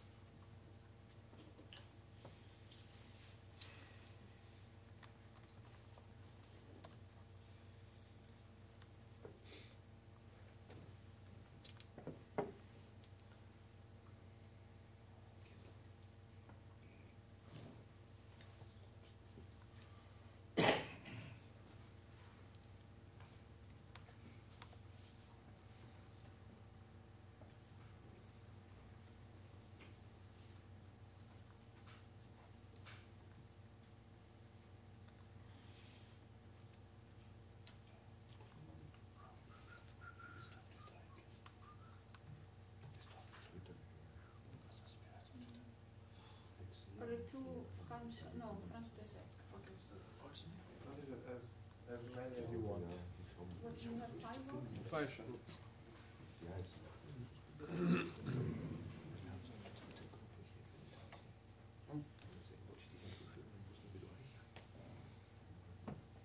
Who's sitting next to Excel? What's your name, sorry? Alessandro. Alessandro.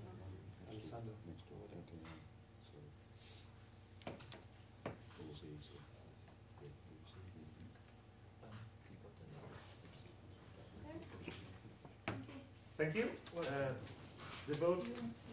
3 abstentions and lots of vote. The vote is closed. And I find that the motion has passed with the 2/3 majority of the votes cast and the 2/3 of the delegates present.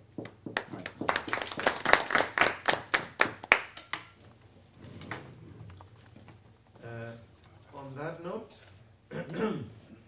let's see where we are. We are in motions. And we move on to motion 5 by the Czech Pirates on proposal for collecting a membership fee from the past. Is there anyone from the Czech Pirates who want to introduce the motion? Yeah. Maybe I'll ask Erla. Do you want to join me or not? It's completely up to I you. can come with you, yeah, sure. It's up to you. Just need to find Like the Czech Pirates took it for themselves, like the motion, but it's actually something we worked on together with Observia. So. Yeah, and the French Pirates or Antigone as well. Yes. So pretty much the previous vote.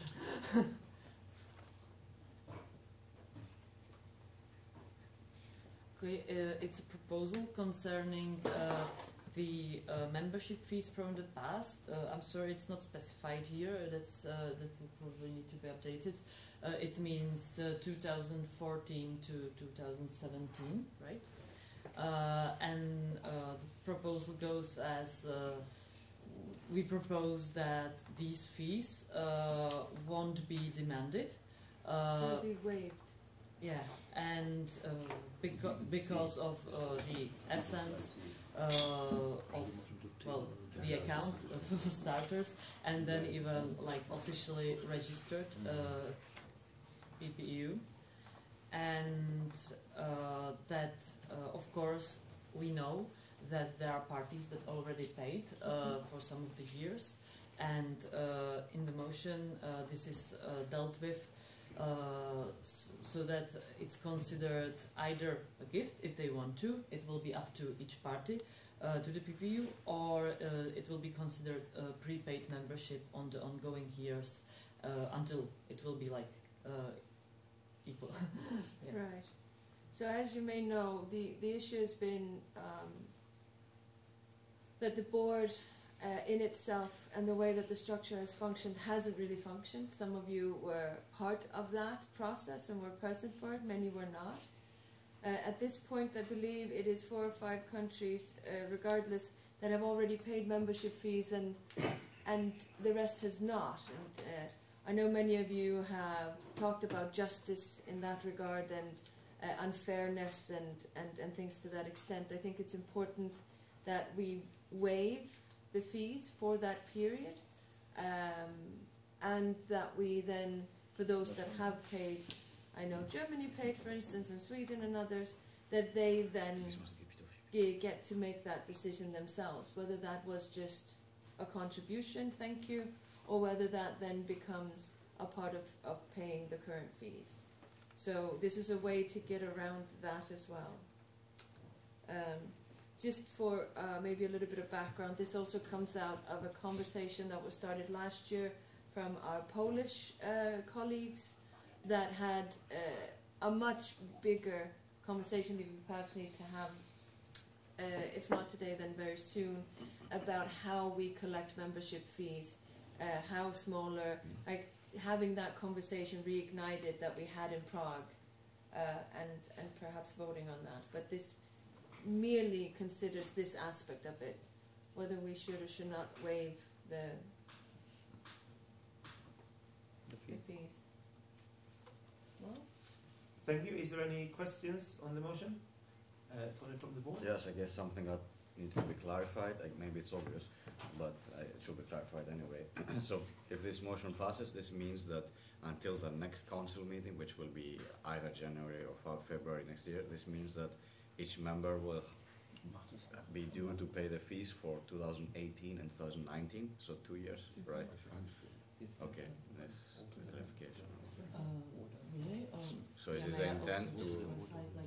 We will prepay it, like... So the status... So all members of the PPU will pay fees for 18 and then 19, yes, that's correct. Yes. The parties that have already paid in 2015, for instance, or 16. Yes, that's another part. So if they, exactly. So if they will be, they will basically have a credit account, basically. So they yeah, like we won't pay for 2019 in December 2019, but at the beginning of 2019. So the statutes clarify that the fees have to be paid between the 1st of January until the first council meeting of the year, which basically means. Yes. So yeah, until we next are council saying, meeting, like, all members will need to be okay with having paid 2 times their yearly fee. Right. Okay, thank you. But of course, if I may add to, sorry, Tony's, of course there will be option and always is to discuss this if it will be problem to pay for some parties, like either the big amount or even the small one, and we will discuss it individually, and it will be in the email, of course, with the invoice set. However, our statutes and our procedures as they are currently are exactly as the way that you mentioned them. Yes. Okay. There was another question? Just to clarify, so you don't want to change anything about Article 13,8. So this is remaining like it is. If a member party, except for this kind of moratoria, if we agree with the proposal, it remains as is. If a member party did not pay the due membership for 2 consecutive years until the first council meeting, on the second year they demanded to have left the association by resign automatically. This does not take on that at all. Okay. Yeah. This only this is a little bit to us. This is a cleanup operation, just cleaning up, getting us straight. Then, of course, I'm very happy for council members to come together and discuss the statutes and our procedures the way that they are now in terms of collecting fees, etc. Yeah. This is just the cleanup. I think it's a good thing to ask for fees for 2 years now, because there are a lot of parties that are not active anymore, and we have to count them in the quota of 2/3 of the parties that should be present. So it's reasonable, I think.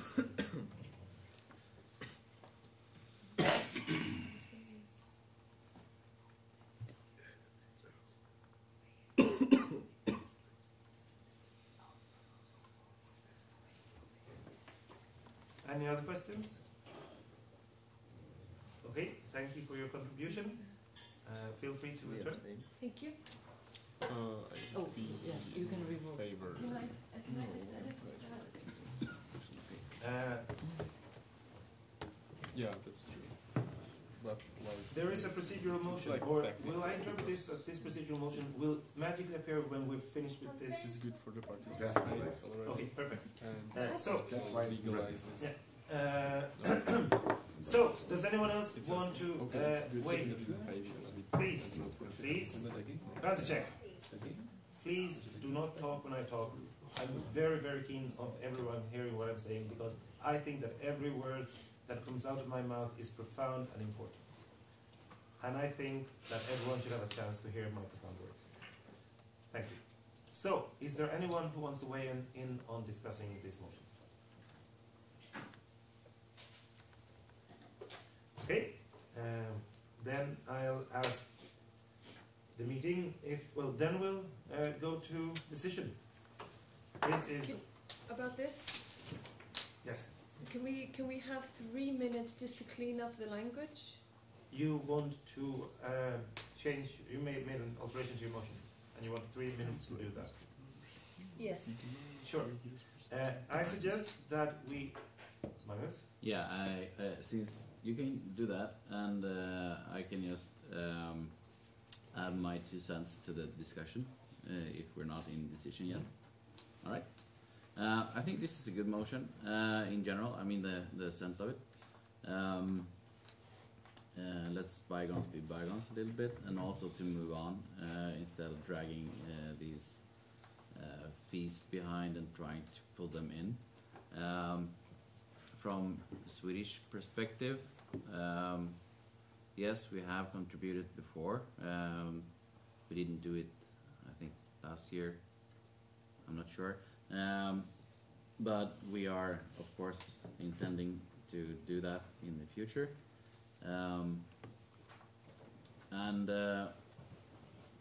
As I see it, it's a perfectly okay motion that we can decide ourselves if we want to see it as a gift or that we have already prepaid. So I mean the form of it is quite good, I think. So I would concur with this motion. Yeah. Okay. Yeah, on behalf of Switzerland, well, representing Switzerland. What's funny about it? Well, even the Swiss party, well, paid in the past and still has the money in the budget to pay for the needed money in the past. And I believe, well, we believe that other organizations should do very much the same and just pay their duties as they are obliged to do. Well, first me and Miklos. Hi everyone. This is a bit of a touchy subject for organization. The members have a duty to pay the membership fees. One of the years there was a council meeting deciding that we wouldn't collect the membership fee for that year until there was a bank account. And of course that criteria is now fulfilled, but that decision also, if I remember correctly, implied that that bank account would exist that year, which didn't happen. So there is a problem. Also, when you pay a membership fee, to some extent you expect it to be used by the association roughly at that time. So paying years in advance for something that would happen way later, I'm not sure it's the best. Additionally, our statutes say that the treasurer should talk with the member organizations before the membership fee is decided on the first council meeting every year. So we have a membership fee that has been decided once, and then we never really discussed the amount again. So the amount has just been carried over without the board doing their part of starting a discussion with the members on the amount. And the members not having to pay haven't really thought about the fact that they maybe should talk about how much money they might one day have to pay in the future. So I think there is a general lack of communication on this matter, and I think we would have members who would not only struggle to pay, but would not understand why they should pay for something that happened in the past, out of their control, probably by previous boards, that they were never made aware of from this association or from anywhere else. You could say that they have a duty to know because they're a member. That might be so, but I think also we would have an obligation to constantly remind them on an annual basis of how much money they were due. And that has not been done. And because that has not been done, I think the fair thing is to say bygones be bygones. And then you can discuss the unfairness of some people having paid. And I think this proposal addressed that very well in giving them the option, if they so desire, to use that as future payment. So I think this is a well-balanced motion. I think it's dealing with the problem of the lack of communication that we've had around membership fees without removing the possibility for anyone to pay the membership fee if they think that is a way that they can contribute to the organization and to the financial needs of the organization. I'm strongly in favor. The Luxembourgish pirates, though, they have no opinion whatsoever on the matter. Okay.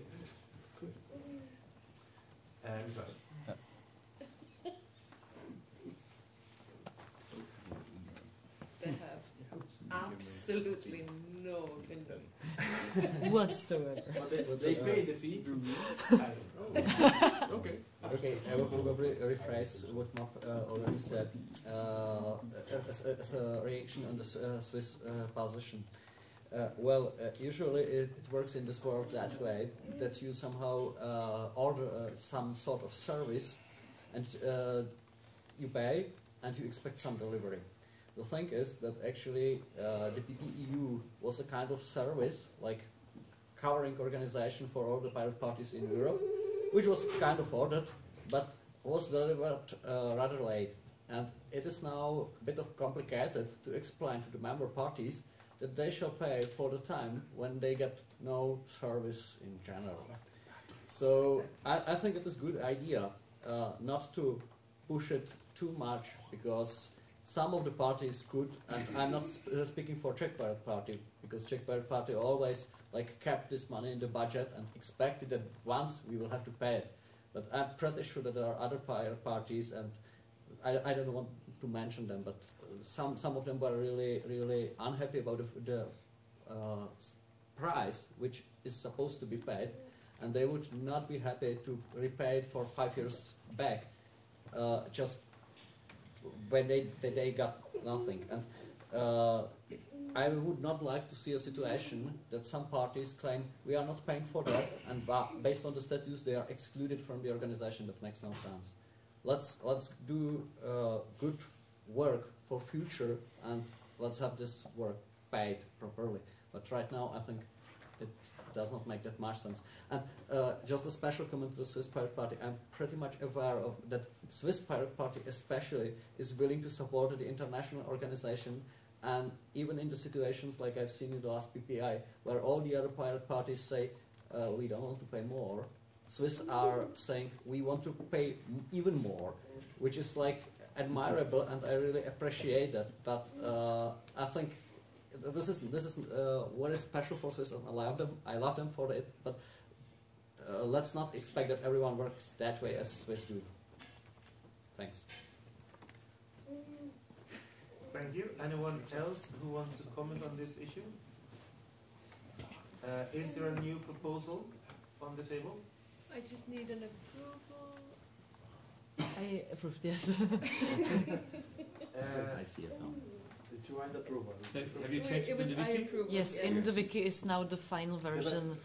Only the language changed, not the content. Yeah, so please take a moment just to read through to make sure that... Typo in waived. It's not a waving. It's spelled differently. It's not a waving. Waved is. And how is it spelled? W-A-I.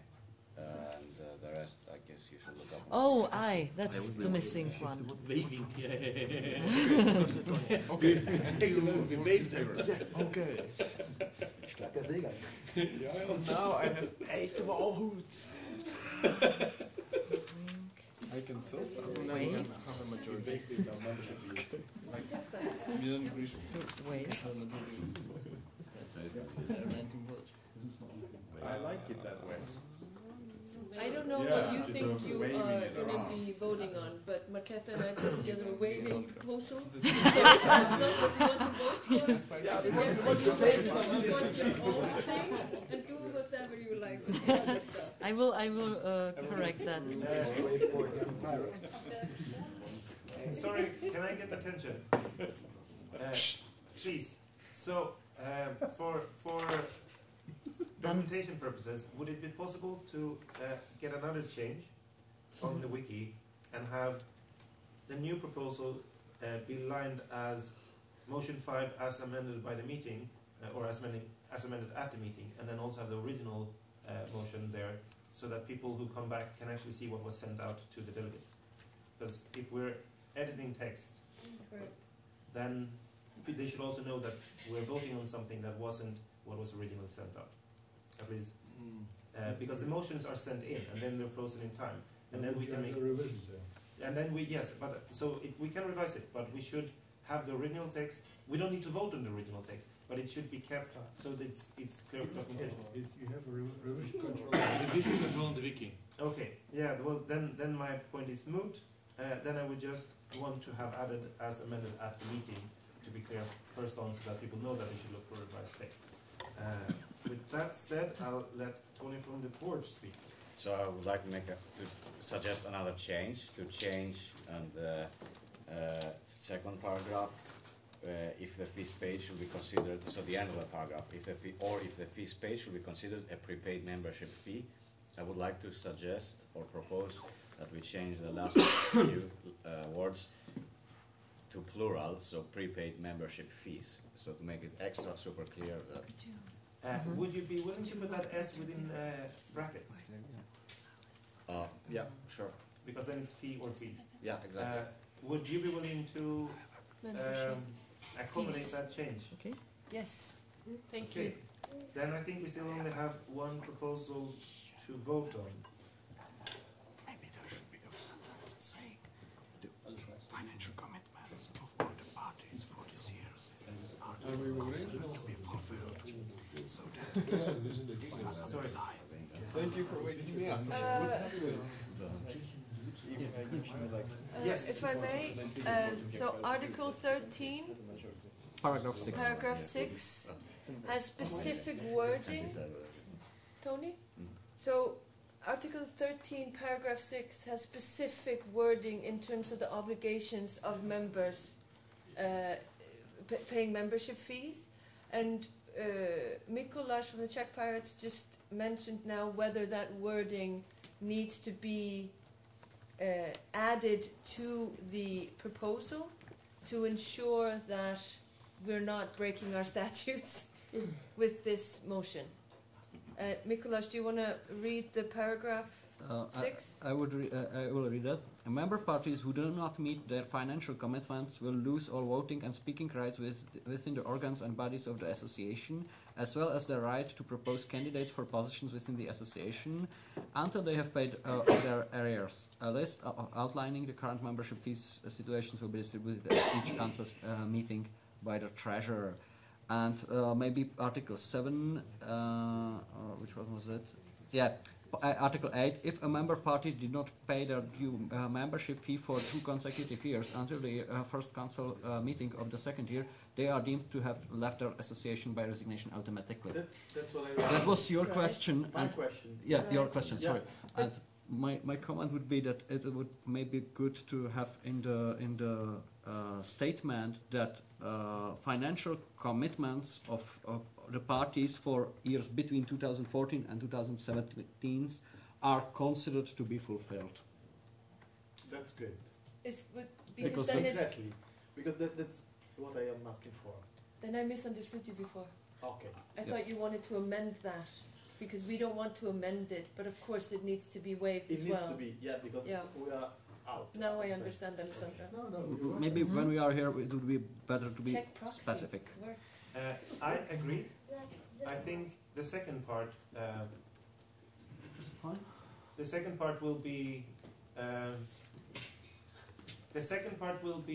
sorted if we sort the first part. So if their financial obligations are met, then they will have paid their due membership fees, because they don't have any that are due.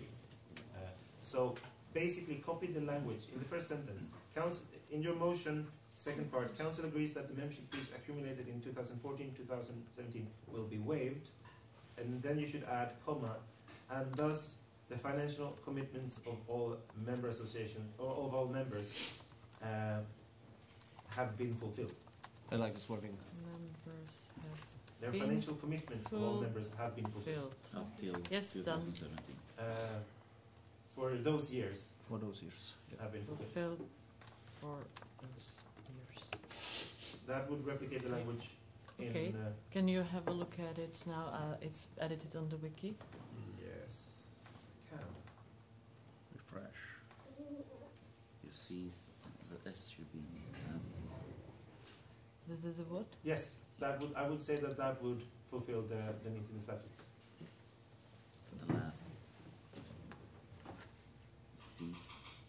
Yes, we areas edited. within parentheses. It could be one or more. Ah. Okay. Yeah. Yes, and the S at membership fees on the third should Yes, be yes, within. yes. Brackets. Ooh, there it is. Yeah, magic. Ooh. Is it now on the wiki? How it's Yep. supposed to be? Okay, we have one proposal. Is there anyone else who wants to discuss the proposal? Then Magnus. we will... Magnus. Yeah, we need to note that we made changes to the text. Yeah. It's not in this motion right now. Ah, Changes to... We Yeah, have in made the- changes to the motion. Yes, on the title So she we said motion 5 as amended at the meeting. Yes. That's the only change we need, and everything else will be in the track record of the wiki. Mhm. So on the first it should say motion 5 as amended at the meeting. Yeah, sorry, I added motion by PPCZ PPIS as amended by yeah, the council. perfect. That works Yeah? perfectly fine. Okay. That was just me looking. Oh, Yes. You're way better at this than I am. I'm blind. Let's go. Oh, I wish.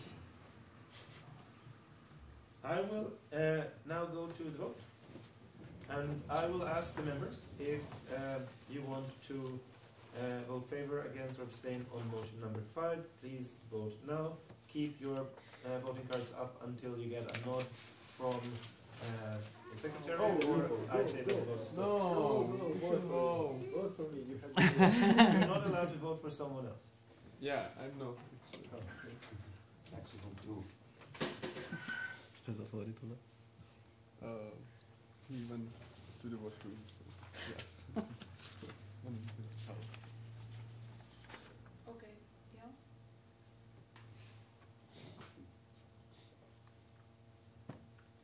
Process. Okay, the front line can put their things down, not the back line. The what one? Not the front back line. Not the back line. I'm still looking at the back line, okay?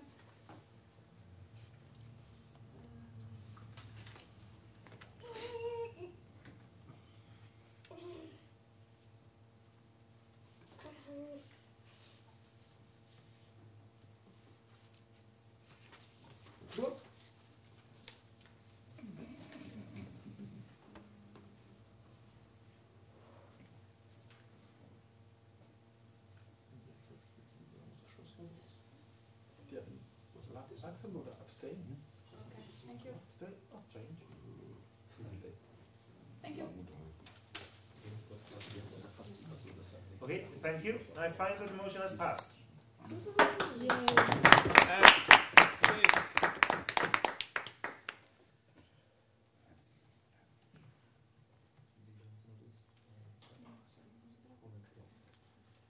Okay, that was all the motions. We will.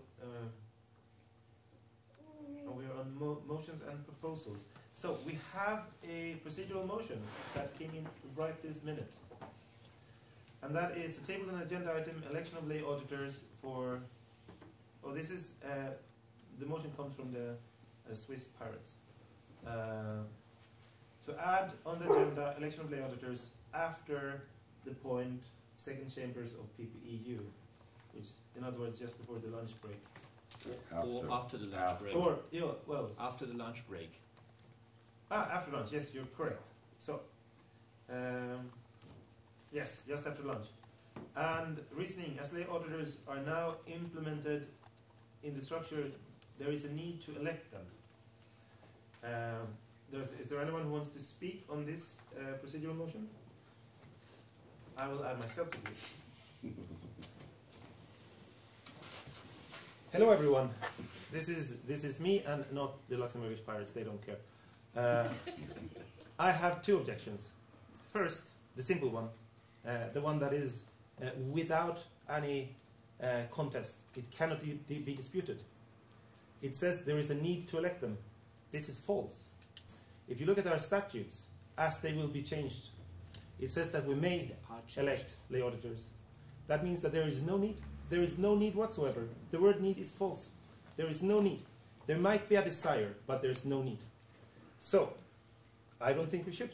Because even if there is a desire, it has not been in the agenda for the meeting. It has not been sent out to the members. No one has had a chance to properly nominate people for this.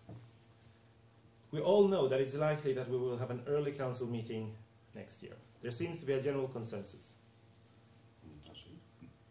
Electing lay auditors in January or February next year with a proper preparation, where we can have a proper call for lay auditors, where we can look to find crème de la crème, the best lay auditors we can possibly find, is much better than electing something here. That is my argument against why we shouldn't comply with the desire. On a technical note, I don't think the statute changes have happened yet, but we don't need to go into that if this procedural motion is just here. So there is no need, and I think the desire is unwarranted. And think about it. If we have lay auditor elections in February, you can have great lay auditors. They will be amazing. They will be the best lay auditors you find. If you have it now, you'll end up with me. Thank you. There's no one on? No, I agree. And me. Yeah,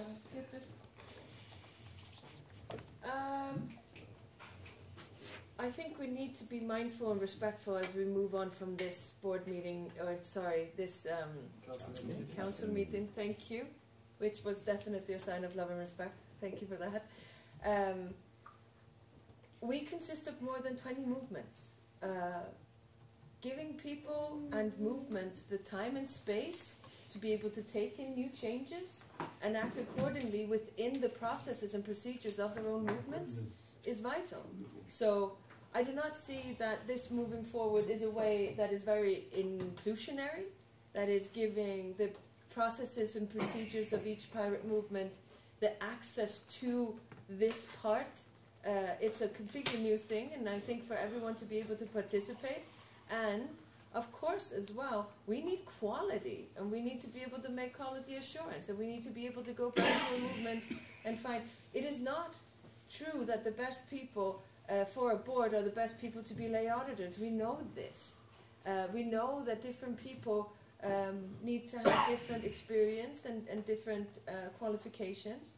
So no, and you know, speaking of people that have apologized for emotions, I find it a little bit disrespectful to put this in so quickly in this manner. But having said that, I believe that we will be able to come together on a good note and figure out, because of course we need to have lay auditors. I think this is too fast and not inclusionary. Thank you. Okay.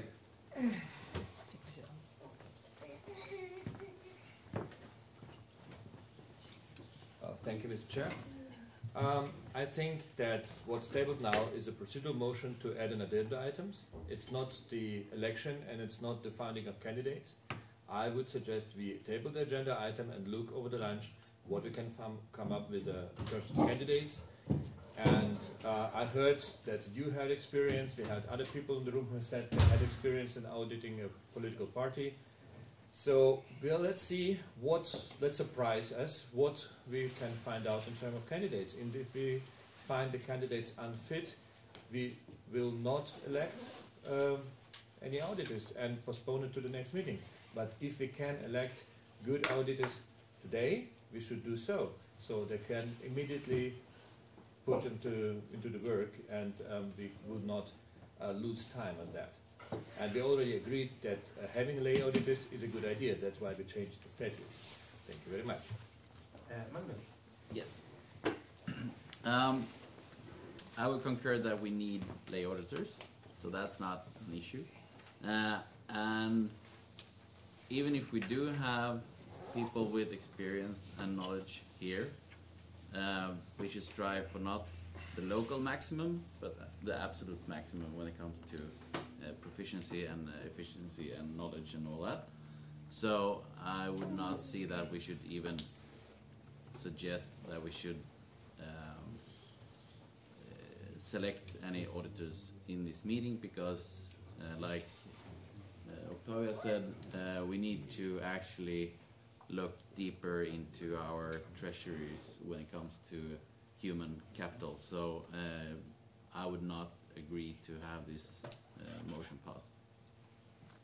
Alessandro, just last word, because I agree with all of you, but I also I understand the needs of the German party to be more effective, more productive, and more quickly moving on that, because everybody here agrees to have a lower contribution. But we are not losing time, Gregory. We are not losing time. We are just taking the time to respect all of others that are not here, and to give our best, because it's just a month. So I cannot endorse your proposal. Anyone else who wants to speak on the proposal? Miklos. I would like to speak as a board member rather than any delegate of Czech Pirate Party. I think we don't have anything against having lay auditors already at this time, because we want to be fully transparent, and we definitely have no need to obstruct it in any way. So if there would be a proposal to have some kind of temporary auditors, I'm personally not against. This is not this does not have anything together with the position of Czech Pirate Party to that point. Thank you. Anyone else who wants to weigh in? Just last. Can we propose here? I don't know if we can, but we can.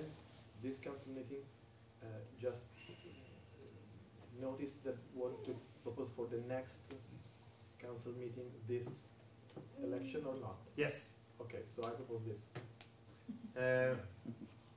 So, hold on. Just before you do that, under the last point of the agenda is closing the meeting / next meeting. Okay. Under next meeting, I would suggest that you do it there. Okay, thank you. Okay, there is one procedural motion. It should be addressed by the meeting. And my guess is, now I'll just check the rules of procedure so I'm not messing this up. There we have procedural motions. Need a majority. Many different kinds. Adding procedural motions.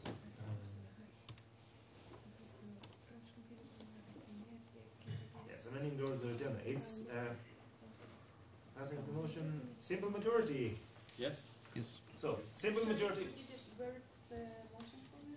Yes, it is to take on the agenda item election of lay auditors. So, the procedural motion that we're voting on is. Já odmítám zdržovat vznik kontrolní komise. To jo, ale minimálně kandidát.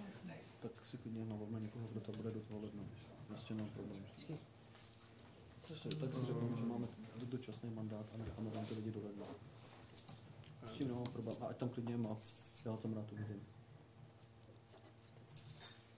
I'm not sure. So, let's wait.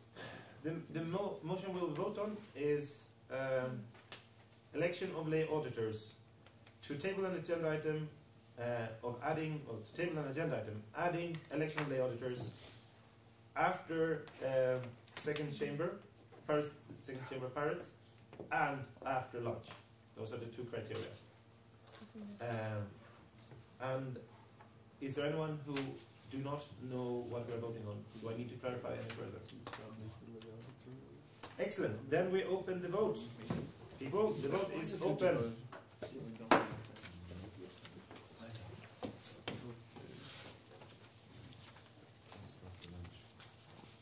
Jsme pro? Jo, to jo. Teda já ne, ale co mám dělat? Samozřejmě it's just not diskutovat the European elections.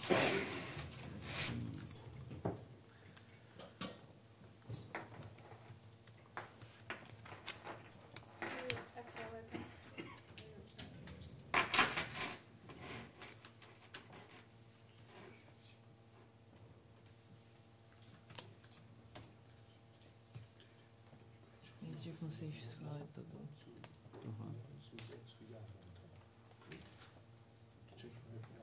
Upravit. Ne, upravit tu nevyřízenou.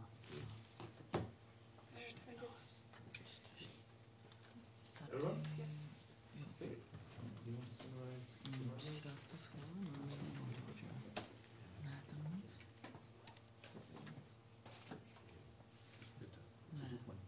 Máš měl mít pravomoci na to jít schválit. Ne, můj zadávací list nevyšel. Ne, to víš. Tady by tím měl jít kliknout. Otevřít. Tak to samý, jakože. Tady to měl kliknout na tady tu věcičku. And I conclude that the motion is passed.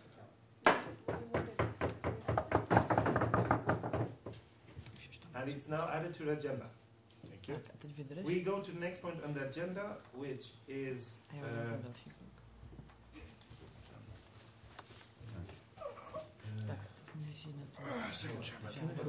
it's the second chamber of PPEU, Chamber of Pirates. There has been no information about what this agenda topic is. Who is the have tabled it? It was on the agenda from. Okay. Yeah. Yes. So, if the board want to introduce the topic. No.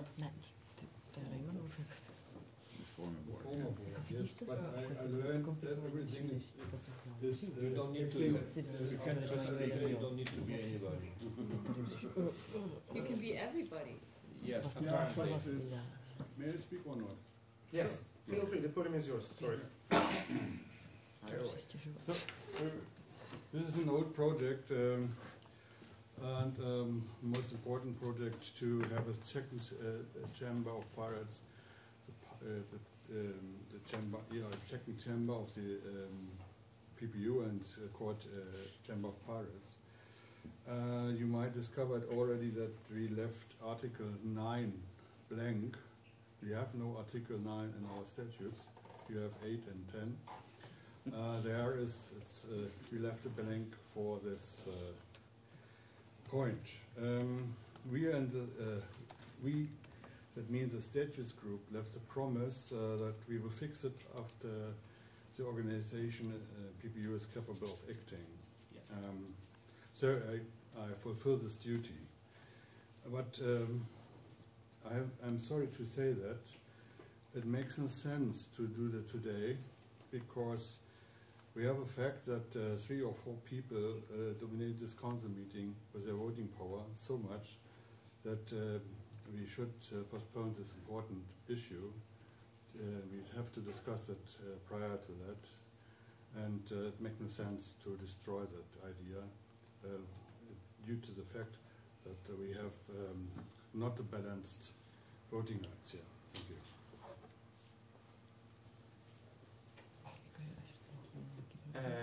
Alessandro. Sorry, before that, is there any questions on the proposal? Mine. Yes, Alessandro. Sebastian, could somebody, do you agree that somebody else do this? Yeah, I come to this. No, don't. I come to this because it's better for the. Oh, okay. For the understanding of we have remote people listening to that. Yeah, of course we can do that, but you have I have to make a long introduction to this project. It's quite easy. As we found out that we have to found a PPU, and it's only a combination of parties. We are an umbrella organization for parties, but we want to have every pirate in Europe into this umbrella organization too, and then we have to bring them in with a second chamber. They have to have voting rights too, to influence the PPU movement as a movement, not only as a party. but as a movement. And I think it sticks us together if we are pirates in the PPU, individual pirates in the PPU. Okay. And that was a project with my heartblood, and maybe somebody can remember my speech in Brussels in the European Union's venue as a promise, and I stand for that promise, and I'm on board, and I put it on the agenda again. We tried to discuss it 5 times, okay, and we didn't find any time for that. So I put it on this agenda, but it makes no sense to make it in this area now for me. So my question was because I agree with your proposal, and I don't agree that you want to withdraw the proposal to discuss here, because I want to discuss here. If you don't want, I will for you. I will wait for me. Yeah, then do that. Feel free. Feel free. We can discuss it. We can save the time. We can discuss it. Feel free. I don't know, Chair. I don't know if we can, because I don't agree with the proposal to just keep it, because I do not agree that this is not the right place. And I absolutely, I'm sorry for you. It's not you personally, but I don't agree that there's some votes here or some person here that at this assembly is not balanced. I consider this assembly very fair and very balanced. So look at the figures. I mean myself. It's my personal. Thing. So thought so. If you don't want, I will do this for you. Okay, no problem. But I don't know if it's possible. Sure. Feel free. Well, the agenda point is open. If anyone wants to contribute to the agenda, there's no proposal from the board. So as far as I see, there's nothing, no proposal to be discussed. But we definitely have at least 3 minutes to discuss it, and we can take longer if needed. So if there's anything you want to contribute to the point, feel free to come and contribute. Thank you. The point is very simple. Maybe everyone of us know that party in Italy used liquid feedback for it from its very beginning. We don't have any board. We don't have any nothing except for this. So we regulated over fighting ourselves by hands. We fight a lot during 2012, 2013, and starting from 2014, things are move on. We left a lot of people, but we go straight on the point. We never left one, that the faith that our process is good. Everybody has liquid feedback, as a liquid, the liquid feedback. Every one of you know, right? Is there anybody that doesn't know? Maybe in stream, could you explain? Yeah, it's very simple. Maybe our fellow operators from Germany know better than me, but it's something like proxy vote system, where I can vote for myself if I want, or I can delegate you by a single issue, or by a topic area, or by everything. And we also have such limitation that if you're not active until 1 month, you will not. You can go in, but your votes and also your delegate, are inactive. Puppet. Okay. You know what I watch for Bio? Yeah. So. But he speaks English. Yeah, he speaks English. So. There are many, liquid boards. Mm-hmm. So I'm here, and you know that my party just delegated me to be a board candidate, right? I was the only one vote, but I have the delegate for the whole party. Mm-hmm. So I was me plus all the rest. Mm-hmm. You see, just for this vote, everybody delegates me, and I vote for myself. Sorry, a bit selfish. So, but tomorrow they don't give all the votes to me. They can, because it's very liquid. It's temporal, variant. Okay. So, what are we discussing a lot in Italy? That we would like to have such a PPU that comes from really every period. And I will endorse a second chamber a lot from my party and from myself, speaking on behalf of my party, on behalf of myself. The main topic is that for a single organization is very simple. We got all members of this organization and and we have such a proxy voting system. But what now, for instance, I mean myself, I posed the big question. I would like also that everybody can be represented. So, what? Now Italy has, I don't know, 30, 100, I can't remember how many pirates there are. And Germany, how many, Gregory? 30,000 pirates. How many you have? About 14,000 right now. 14. You see, I, speaking by myself, would be absolutely great that my 30 votes join the 14s, okay?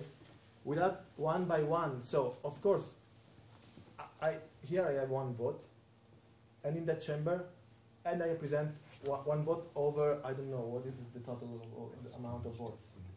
30?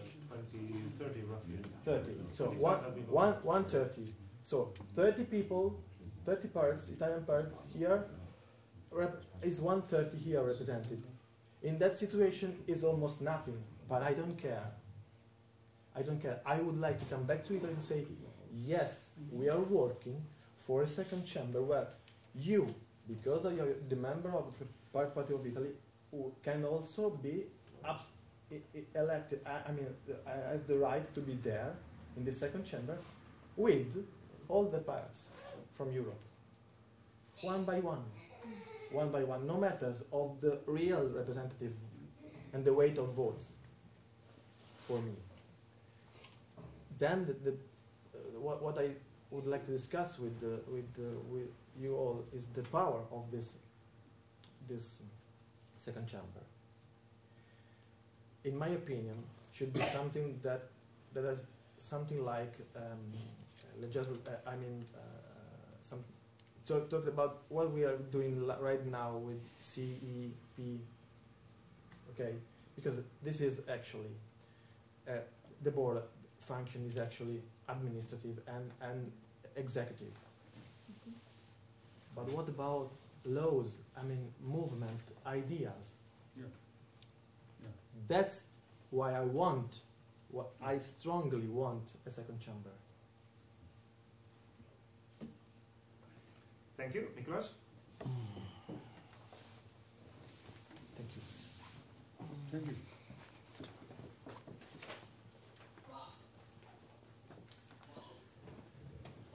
I'm not entitled to make any statements on this topic for the Czech Party, as so far I know there is no common position on that. I will just have a few comments on for me personally. I came to Pirates with very strong feeling that every single man should be valued same way, independent of what is his language or nationality. This is something I'm very strongly pursued. The thing is, I would like to see something like that, and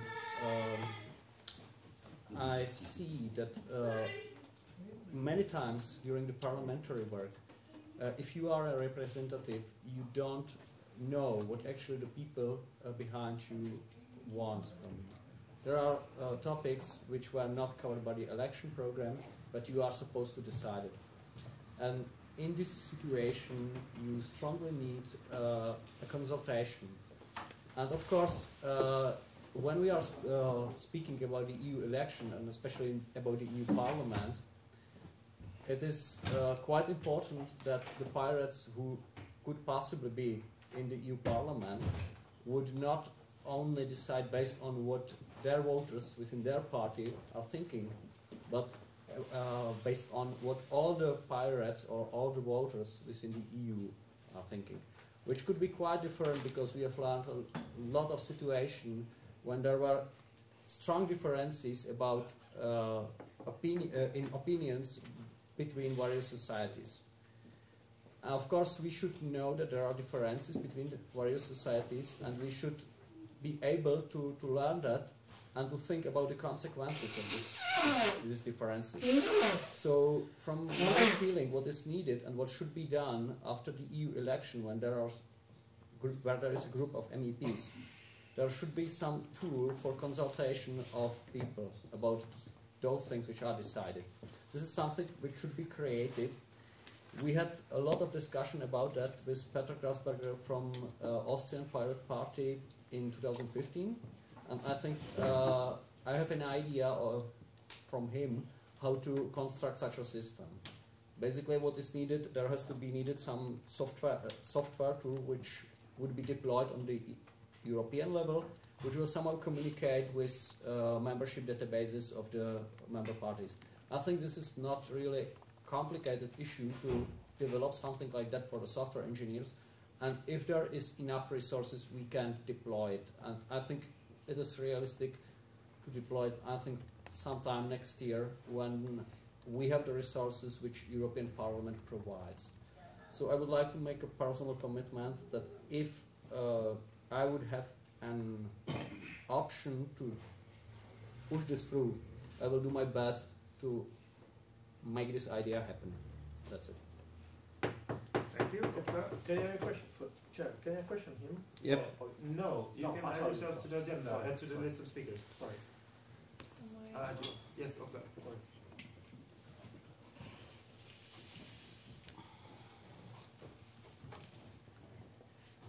So I welcome this this conversation as being very, very important. The Icelandic Pirate Party may be known as the hippies of the group sometimes. We're quite strong on the flat structure. We're quite strong on ensuring that the processes that we set are inclusionary, give as many as possible. I mean, you heard what I said about the Czech proposal before. Basically, it has nothing to do with that conversation. Of course, it needs to happen. Forcing it through like this, within this political environment in the country that you're in, is considered bully tactics. So we don't like when you push things through in this way. That's the type of culture within politics that we want to change, right? So looking to Alessandro, and thank you so much for formulating some of the thoughts that I myself have on this, right? And not just me, but Icelandic pirates in general. What I'm wondering is what the problem is that we're trying to fix with this second chamber.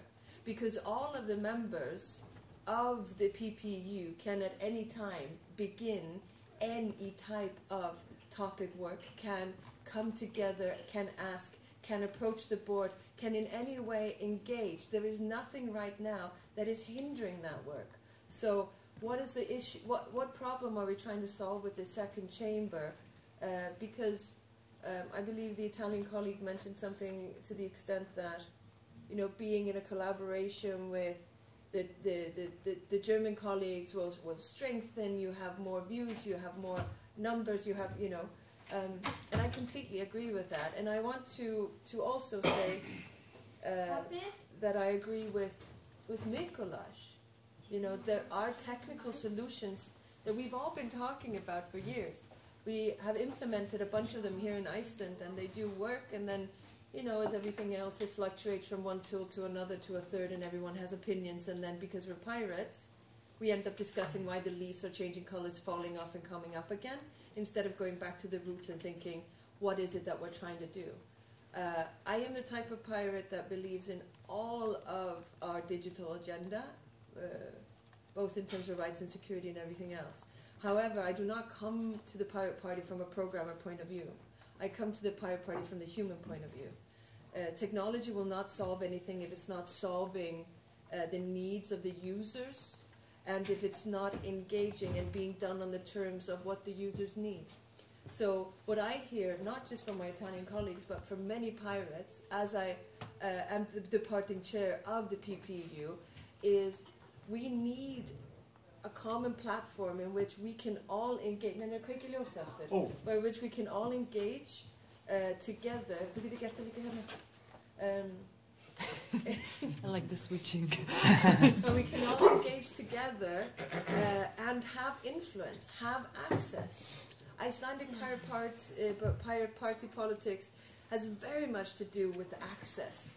The access of the few, right, is in controlling those that have more power with checks and balances from those that have less power. And power is invisible. It's not just hidden in titles or in MP, you know, like MP or whatever. You know, power is personal and it needs to be distributed and all of these other jazzy, anarchist, whatever considerations from Iceland. I'm going to try and shorten it down now to say that I'm wondering what the chamber will do that is extraordinary or extra that I'm not hearing or seeing or haven't noticed that regular organization, activist movement organization wouldn't do.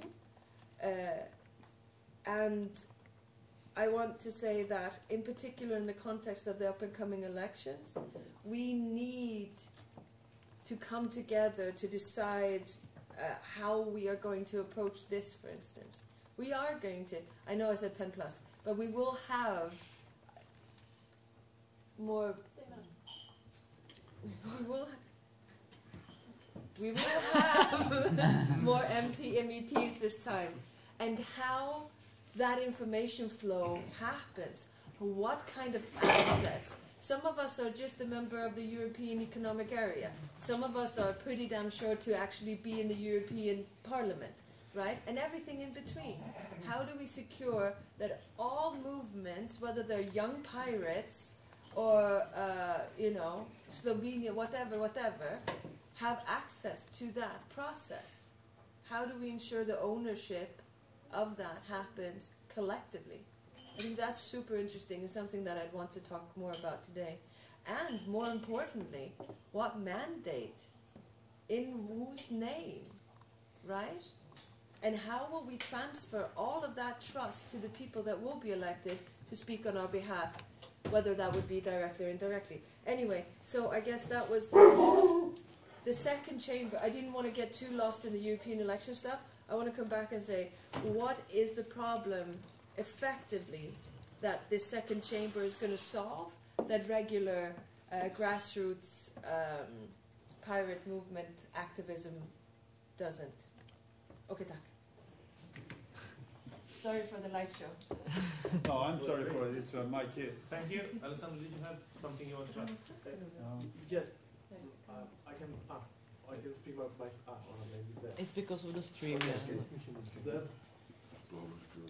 I would like to answer Octavia and also I have some questions also for me. Because I answered directly to your last question, Octavia. Yeah. What? I don't.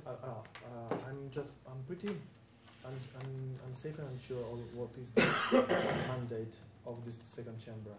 The second chamber, but in my opinion, and it has to be only political, at the political level. So, what has to be done at the political level? No, nothing else. Complaining, for instance, specific board, organizational stuff. Consider that in Italy, we also use liquid filter for everything, also for organizational stuff, and it's a big mess. Also for you know a press. If you want to have a press communication, you want to just say something to the press, we have to vote there. So imagine how complicated it is, okay? But in this, for this reason, we can do this because we are too few, okay? I don't know if it's or not good, but we just handle. We manage to handle this software, this kind of software. But for our organization, the best thing is that we can do everything our best to organizational matter, just like we are doing here. But political stuff, for instance, the great work Marketa and all the work the working group are CEP. just the CEP group are just doing doing now is great, and I'm absolutely thanks to everybody that they're doing it. But imagine that every single pirate all over Europe can contribute by simple add something without a proxy. I mean, vote is okay, but contribution is not okay. It won't work.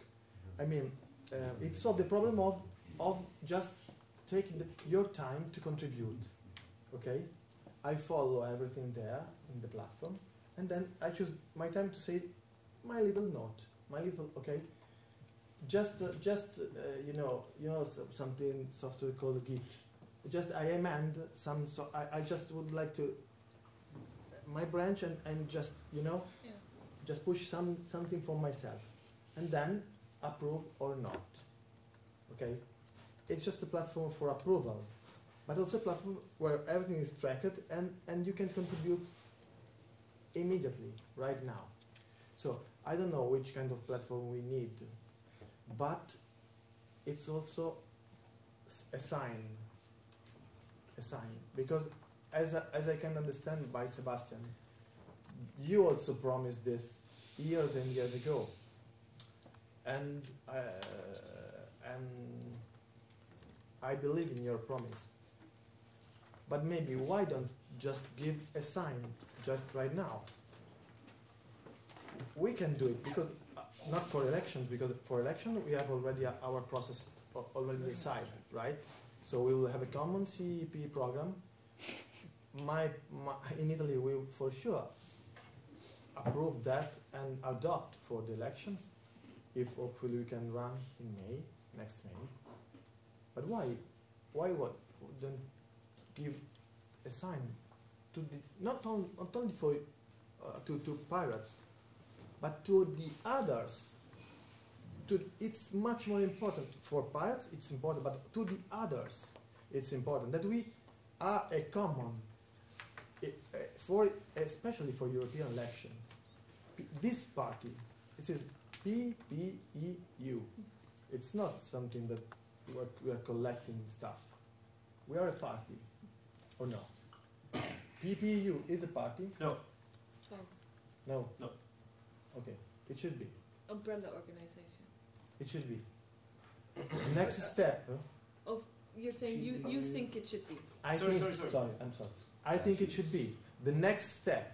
We are a party, but not a party is acknowledged by the European Union. So this could help and endorse the transformation of this organization into a political European party. Of course, we are. So why don't we act like, you know what I mean, Octavio? A political party as a common program, a political program. So we decide together. Then we have also endorsed a board members that go straight for organizational stuff and for whatever. It's perfect. It can work, and in my opinion, should be done right now, not here, because every software as it's unfeatured things. We don't need to develop anything specific. I think that we can just adopt something to prove something, to prove that we, if it won't work, if it won't work, we will change it. But what I suggested, give a sign to everybody. Just say that we would like to issue, and we will issue a second chamber. Now. Thank you. Exile, then me, then Miklas, then Otta. If it's possible, I would delay my contribution, as I know normally this kind of debates with one pro, one contra. I don't want to put another pro and leave the contra behind. So if it's possible, I would like to delay. You can remove yourself from the list and add yourself at the bottom of the list. That's great. Okay? Then it's me, then it's Miklas.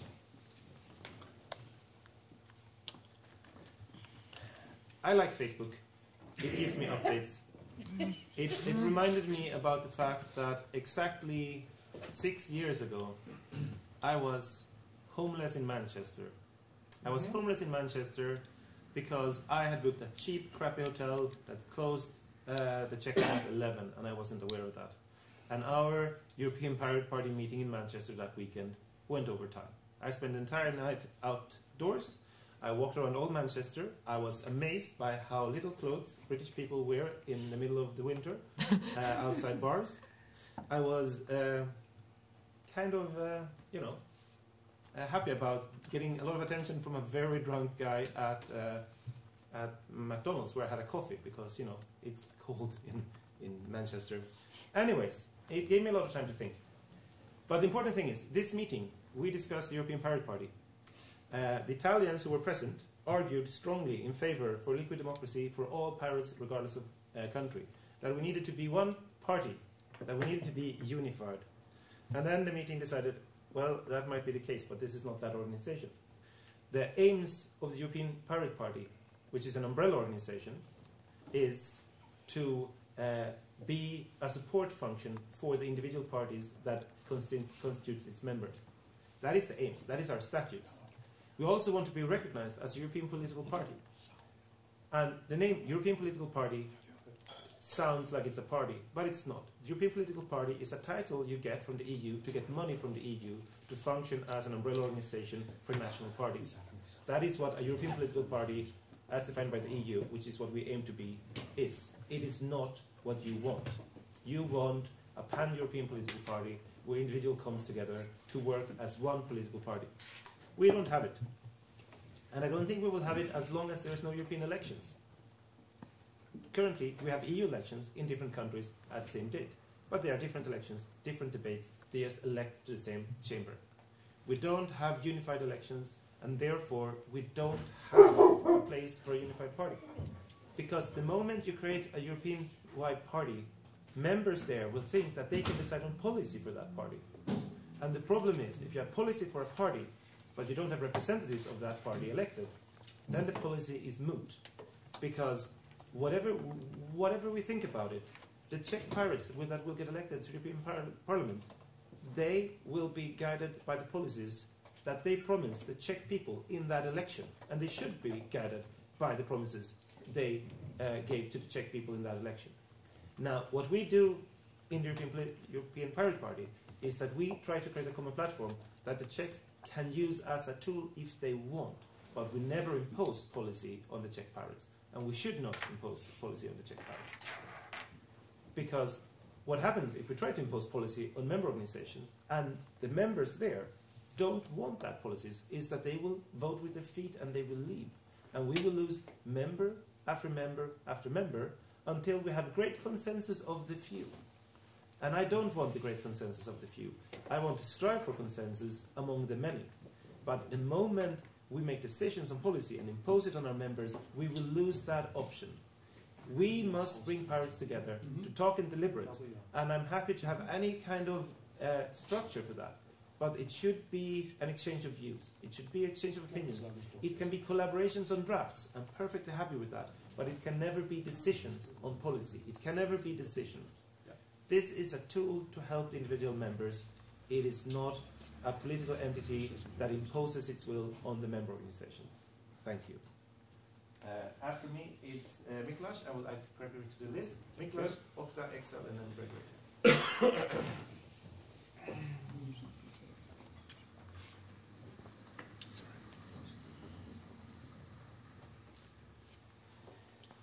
Technically, legally speaking, everything you set up is true. That's true. It was discussed here that we should have. It was called. It was not called that way, but you called it.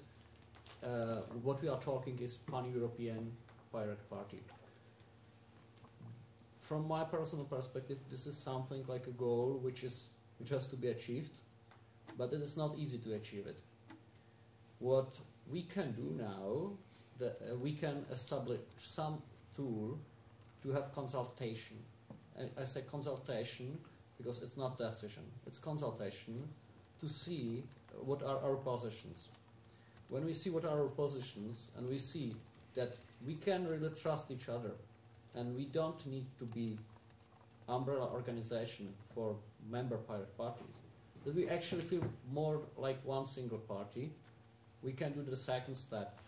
But that makes no sense to do this step in the other way around, because that could easily break us. Let's do it in agile way. Let's first do something which we can test it if it works, and if it works, let's go for. Let's improve it further. But we don't have to do everything in one single great jump now, because that makes no sense. I started from the software tool because I think it is quite important to have a realization of this testing environment, so that everyone can test it and everyone can build his trust to the system that it works as expected, and that it is not like steamrolling some minority. That is really like for everyone, it's including and representing everyone in a proper sense of that word, that we will not break ourselves on that point. Thank you. After and Excel.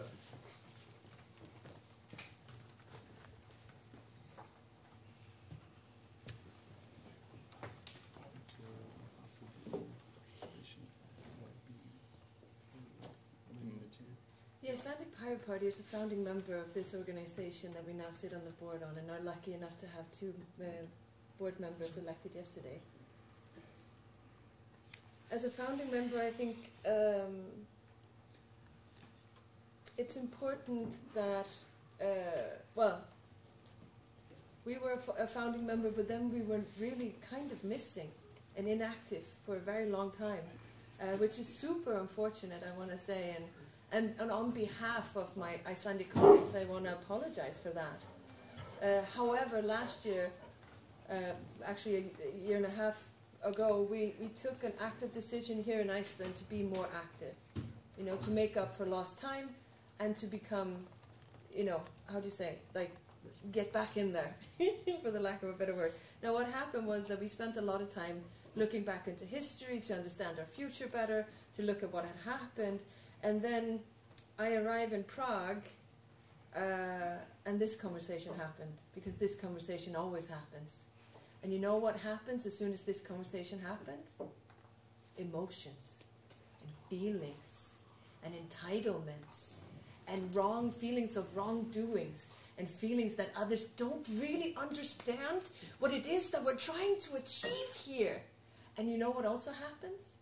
The consolidation, the solidarity, and the collaboration that we always are so close to hugging about disappears. Yeah.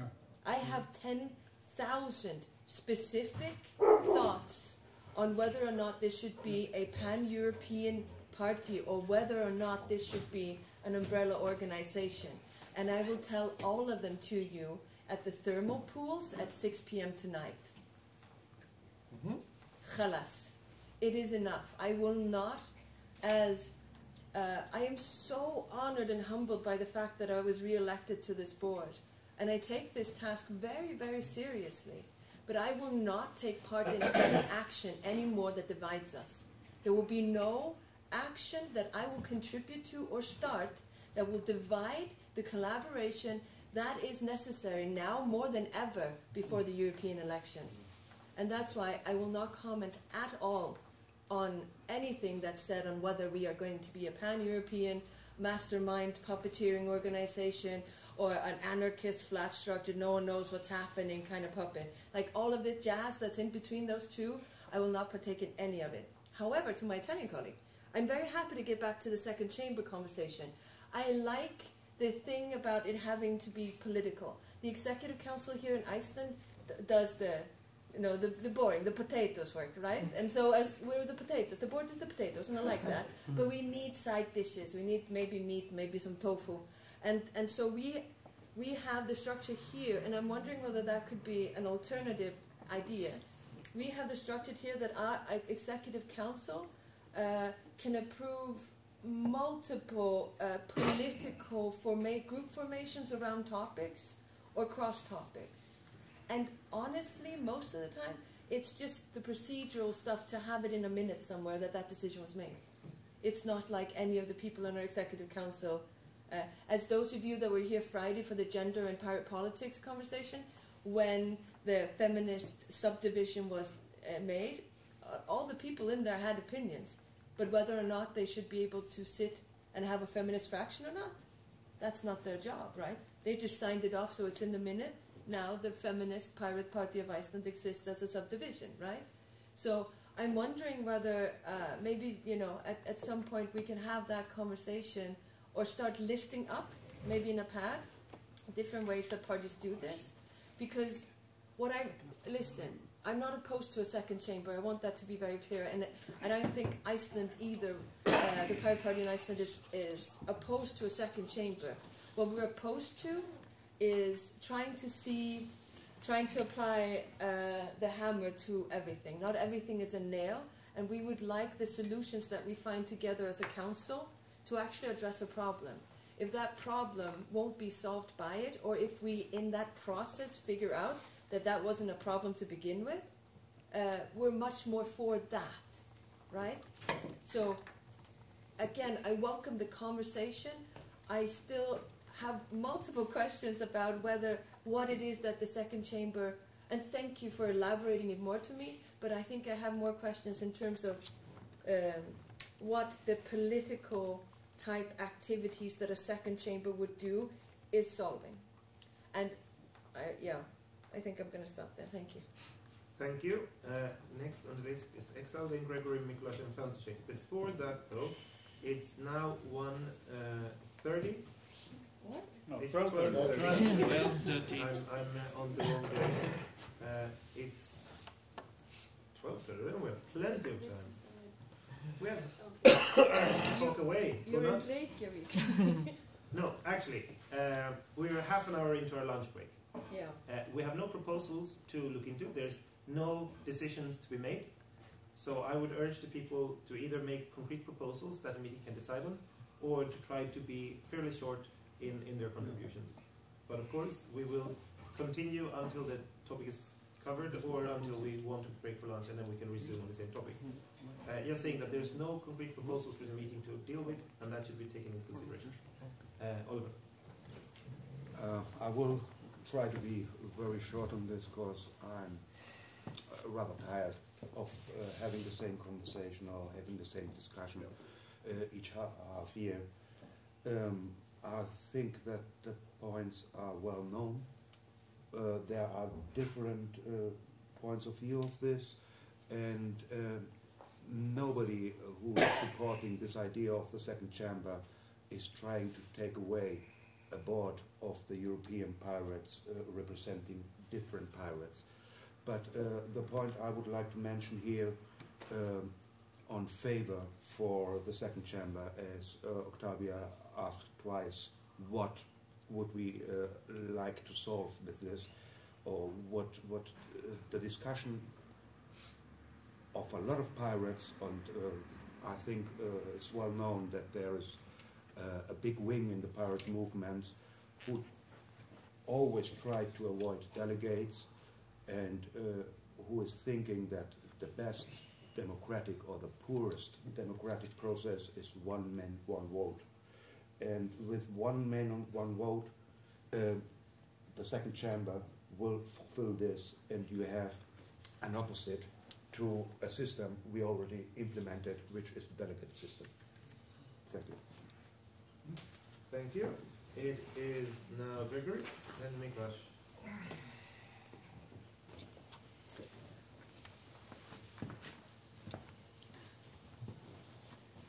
Yeah, I would like to thank my friend Map here for reminding us about 6 years ago Manchester meeting.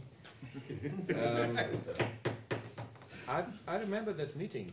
I remember we were sitting and how we discussed the Euro liquid, as the second chamber was called then, and I remember how much emotions were there, and we basically disagreed, well, the split, the opinions of what we're building here should be just a support organization to the member parties and to the members, elected members to the European Parliament, or should it be a political movement?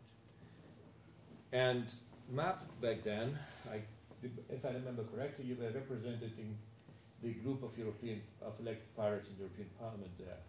And as, or at least if not in Manchester, then probably other meetings, but I'm pretty sure it was that way. Yeah. And I understand that the group of the elected pirates in the European Parliament do have some interest of being on top of the agenda setting process and not having to deal with complicated process of input of opinions from everywhere, and it's much easier if you're on top of the decision policy making and say, okay, this is my proposal, we do it, and I don't need to sift through all the complicated whatever liquid feedback brings up or any other thing. And as such, I understand that completely, that this is the wish of elected pirates back then, and maybe even now, I'm not sure.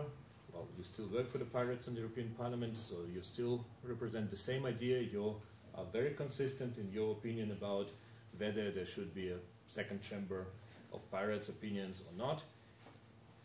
We are also very consistent in that we still remember that it was a promise that it will be delivered at some point, and we will return to that.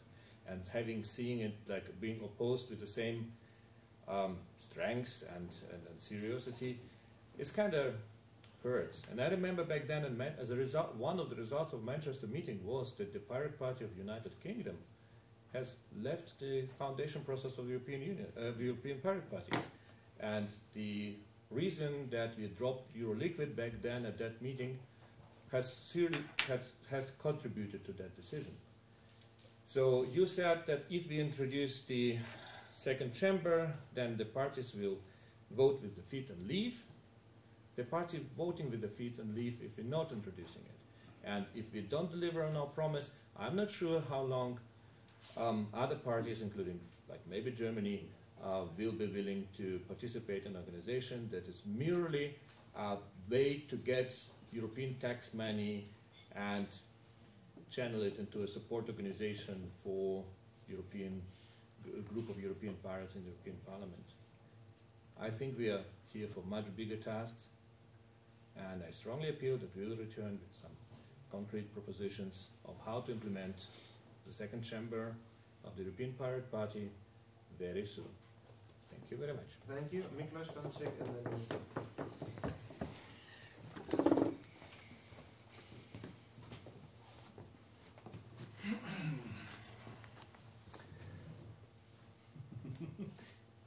Octavia left, so this is not the time to make a comment. I always remind it's in my head when she comes to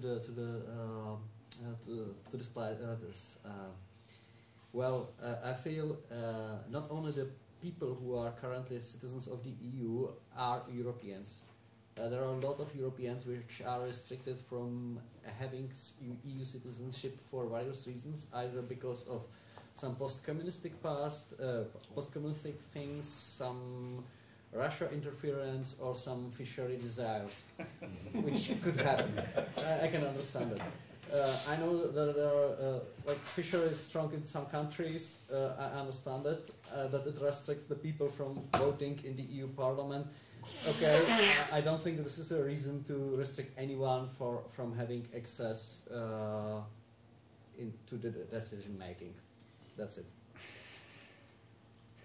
So, Francisek, and then me.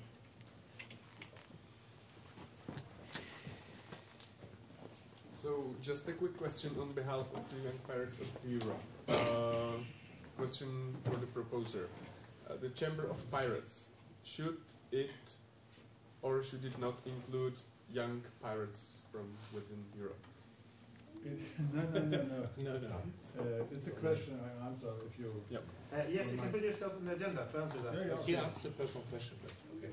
No, he asked a personal question to me, but I put me on the motioner. The motioner. I'll put you on the agenda, that's always easiest. Yeah. So, hi. My Luxembourgish overlords that are controlling me at this point feel strongly offended by insinuating that I'm controlled by any other entity, such as the European pirates elected in the European Parliament. Okay. But seriously, I expressed an opinion 6 years ago. That opinion was shared by the Swedish Pirates elected into the European Parliament and the Swedish Pirate Party. And it was definitely shared by me. I did not do it solely because I was a puppet of those two entities back then. The question I asked then, and the question I asked now. So Excel was very kind to provide the answer, one person, one vote. We got that 6 years ago. The question I asked then, and the question I ask now, what will they vote on? What decisions will be taken by these people? That is the important question. Before we know that, it's impossible to say whether we want this entity or not. And what I said back then is that we don't want it to be policy that is imposed on the member organizations. I can say it again. I'm happy to have drafting done this way. Not a problem at all. That is a useful tool that can be used. I'm opposed to having decisions imposed on the members. And I think if we do that, people will vote with their feet. What I also said 6 years ago, because I don't remember the promise that someone would deliver this second chamber. I remember that the people who opposed the second chamber said, set it up, show what it can do, and then we can discuss whether we should incorporate it fully into the European Pirate Party. It has never been done. That liquid democracy has never been set up for us. And it is not rocket science. Anyone can do it. Anyone can then ask the member organizations to participate. And then it will grow from below and not be imposed from above. And if you want to have a pan-European movement, you don't want to impose it from above. You want to start it from below and let it go up. Thank you. Bastian. Oh. Lock the screen. It was a nice idea to put me on the list after you. That I just want to ask, answer the question. Mm-hmm. European pirates, young European pirates, are an own organization and member to the PPU, in the PPU already. So it makes no sense to put it in the second chamber. If you are an individual, not as a delegate of the European Young Pirates, then you can be member of that second chamber, of course. We have maybe a system for that. I don't know. It's just an idea to you have an idea to make it. Other people have their ideas to make it. But the problem is what your wording was very clear. What we are doing here, electing our board and say hello. What are you doing here? We started. I insisted to have working groups. Maybe you remember that. And I have we need to collect the people who is acting in the working progress for the European election program. That's the first step. That's standing committees. The first step to have political activity, to have political decisions, and so on and so on. In that, maybe in that umbrella organization.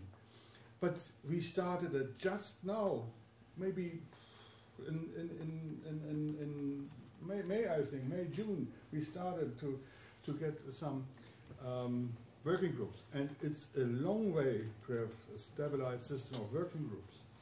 It's a long way. It will be finished in years. Yeah, this is a long process. We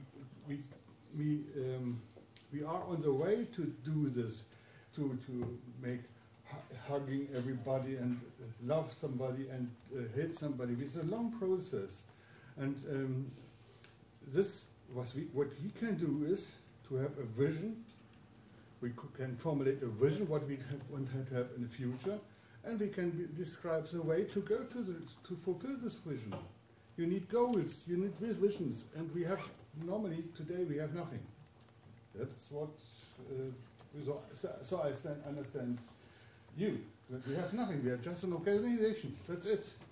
And we're sitting on a council meeting to elect the board. Is yes. that constructed to say we have nothing? Come on, Bastian. Yeah.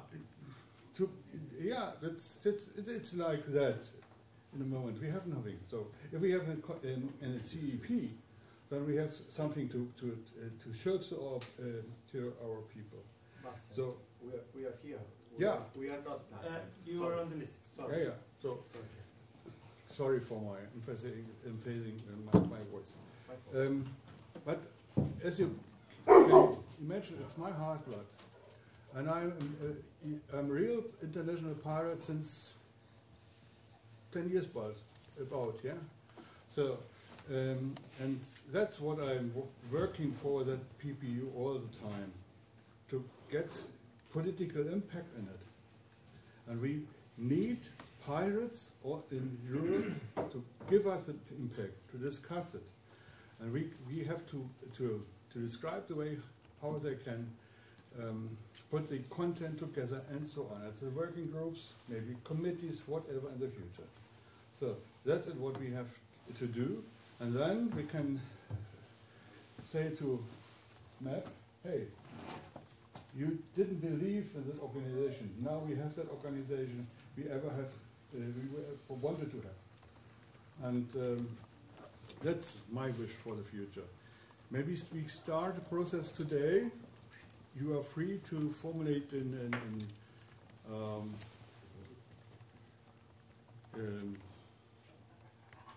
a proposal, yeah, that we have to, go to the board, or the board should fulfill this promise, should think about that, how to go to in the future, where are our goals, where are our visions, whatever.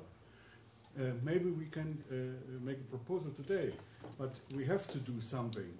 Otherwise, we have the next council meeting, and there's nothing since we elected another board. Thank you. Thank you. Alessandro, you have some comments? Yeah. Proposing to close the sticker list after We need to have lunch. Okay, so on my list, Alessandro is the last on the list. Do you want to wait with that procedural motion until he's spoken? Thank you. I know that you are tired as I am and hungry the double. But I want to share my thoughts with you because I believe that sharing is important. Besides that I am with Bastian and Oliver and so on, the most people that impressed me here are you and all that speaks not against but as dubs or something to say and where are you? And you? No, because he's coming. Because yeah. It's okay. Because don't be afraid. I understood now clearly what we are at that point and what we are now. But I also understood that we have a lot of potential to grow up and to move on also from now to another step. So let's do it. The agile version. Let's do the agile version, but let's do something.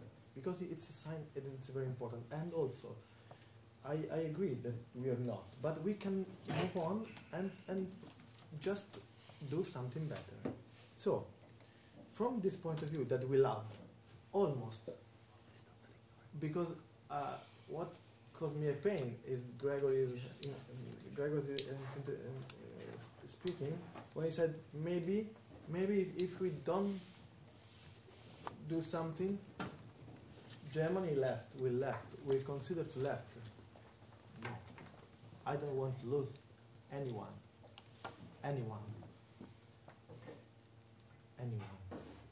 When somebody is left, something is going to be wrong. And I don't want to do the wrong steps, but the good steps. That doesn't mean, you mean, you talked about something that compromise and consensus, right? Compromise and consensus. Okay, I'm here trying to find consensus because I believe in this. And not compromise. So what I propose is that let's keep everything like this, but set up something, for instance, that all the work for the CCP, the CPEP is just done, okay? But just issue a chamber with an instrument that if liquid feedback is not right, no matters.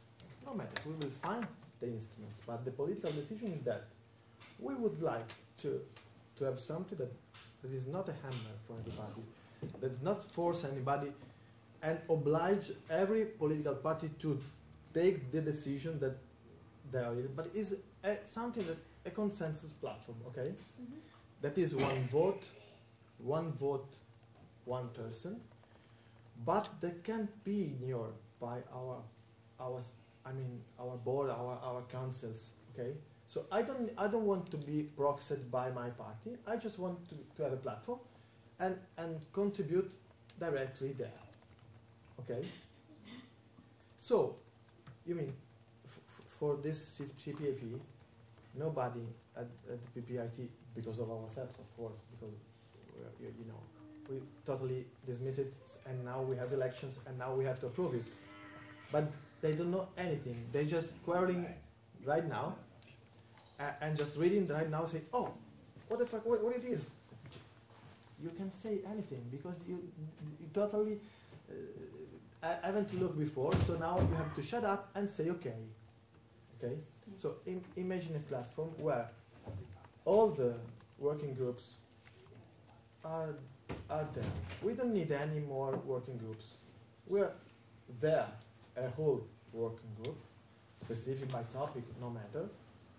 But then we received all the proposal and make a common political decision. For instance, I myself, maybe next year, maybe not next, but next, I will propose to my fellow Pirate here, to the chairman, a pan-European political party. And he has the right to disagree. But I would like it. Okay? So my proposal is that here we decide something today. Because it's a sign. It's a political sign. We decide that we have a second chamber. And it's just a consensus chamber that makes no obligations to everybody, and we will do our best to find a solution for the technical implementation within 1, 2, 3 months, 4, 6, 7, no matter when. But just try to put a line that say we are here and we would like to do this within next year. Okay? So at the end of next year, we are all 6 months. Okay? Something like this. I would like. Thank you. We have Magnus and Miklas on the list, but before that, we have a procedural motion to close the list. So that will be dealt with firstly. Is there anyone who wants to say anything about that procedural motion? No, then we'll go to decision. So the list is Magnus and Miklas. If anyone wants to put themselves on the list before we close the list, if we close the list, this is the time. Sorry? Yes? Thank you. We will now vote on if we can close the list. There are no objections with Yes. No objections, There are no objections. Hold on. No, I'm pretty sure this is a majority vote. No, it's the next one. Next paragraph, 8.7. It's okay. We can vote. Come on, it's faster. Yeah. Just do it, even if it's wrong. Oh, yes. Motion is passed if no one takes it against. Okay. Thank you. Does no one oppose to close the list? Right. Yes, we have an opposition to closing the list. You don't want to close the list. Okay. I don't. I'm So, sorry. no, it's perfectly fine. And it's a valid position to have. Yes. Now, I propose that we break for lunch and that we will recontinue this discussion after lunch. Okay. And the lunch will go on until, well, I would say until 2 o'clock, this weird local time. Great. Is there any way to discuss this, or I have like 2 minutes? Yes, and your 2 minutes will be related to something else. All right. Can we still vote on the closing of the list or something like that? Or sorry, what's now the? I'm lost. Yes, so we will not close the list because there were opposition to closing the list. And we won't vote. Now we need to vote on the procedural motion to close the list. Okay, so before we vote on the procedural motion to close the list, there's a procedural motion to break for lunch. After that. It's no. If there is a procedural motion. You can't procedural motion, procedural motion? Yeah, it says there. It says okay. that you can. Excellent. You now we will vote for closing the list. Yeah. Does anyone else want to put themselves on the list before we close the list? Yeah, me. Yes. I think I'll put myself there just in case. You can throw me in there as well, thank you. Yes. Just put there. Sure. Now we're making business. Anyone else want to have a chance? Okay, voting. There's a procedural motion to close the list. Vote now. What are we voting? Hoďte nahoru. Že zavíráme list speakerů. Já chci probírat spíš evropský volby než ty. No. A tady to už mě nezajímá, takže zavíráme list speakerů. Do toho nemáme čas prostě. Ve dvě má být prostě to. Úplně nějaký. I want to go for lunch, but not close the list. If you're asking me. Teď zavíráme list. Pak So se please rozhodneme, jestli pak bude oběd. Everyone, please be quiet. It's much easier to check from here if you're all quiet and you're holding voting cards still. Or exile, that includes you. Please be quiet. I'm confused by the delegate over there. You can be confused. As long as the secretary is not confused, it's not a problem. Okay. If you say so. Are you confused about the vote itself or the rationalization about it? There is no rationalization. Motion next to exiles. Jens has one of Italy and one for Germany. And there's the second. Stomba.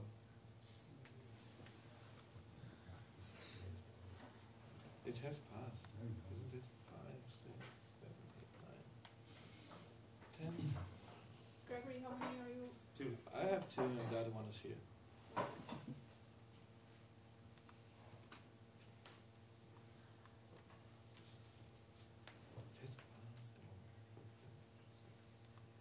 You should have QR codes instead of scan with camera. He's holding one paper. Thank you.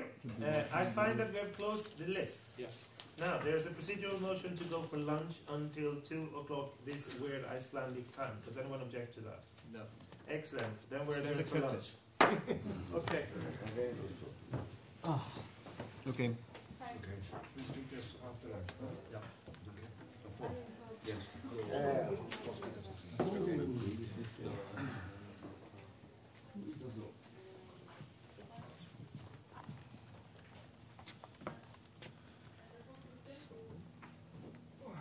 So let's eat.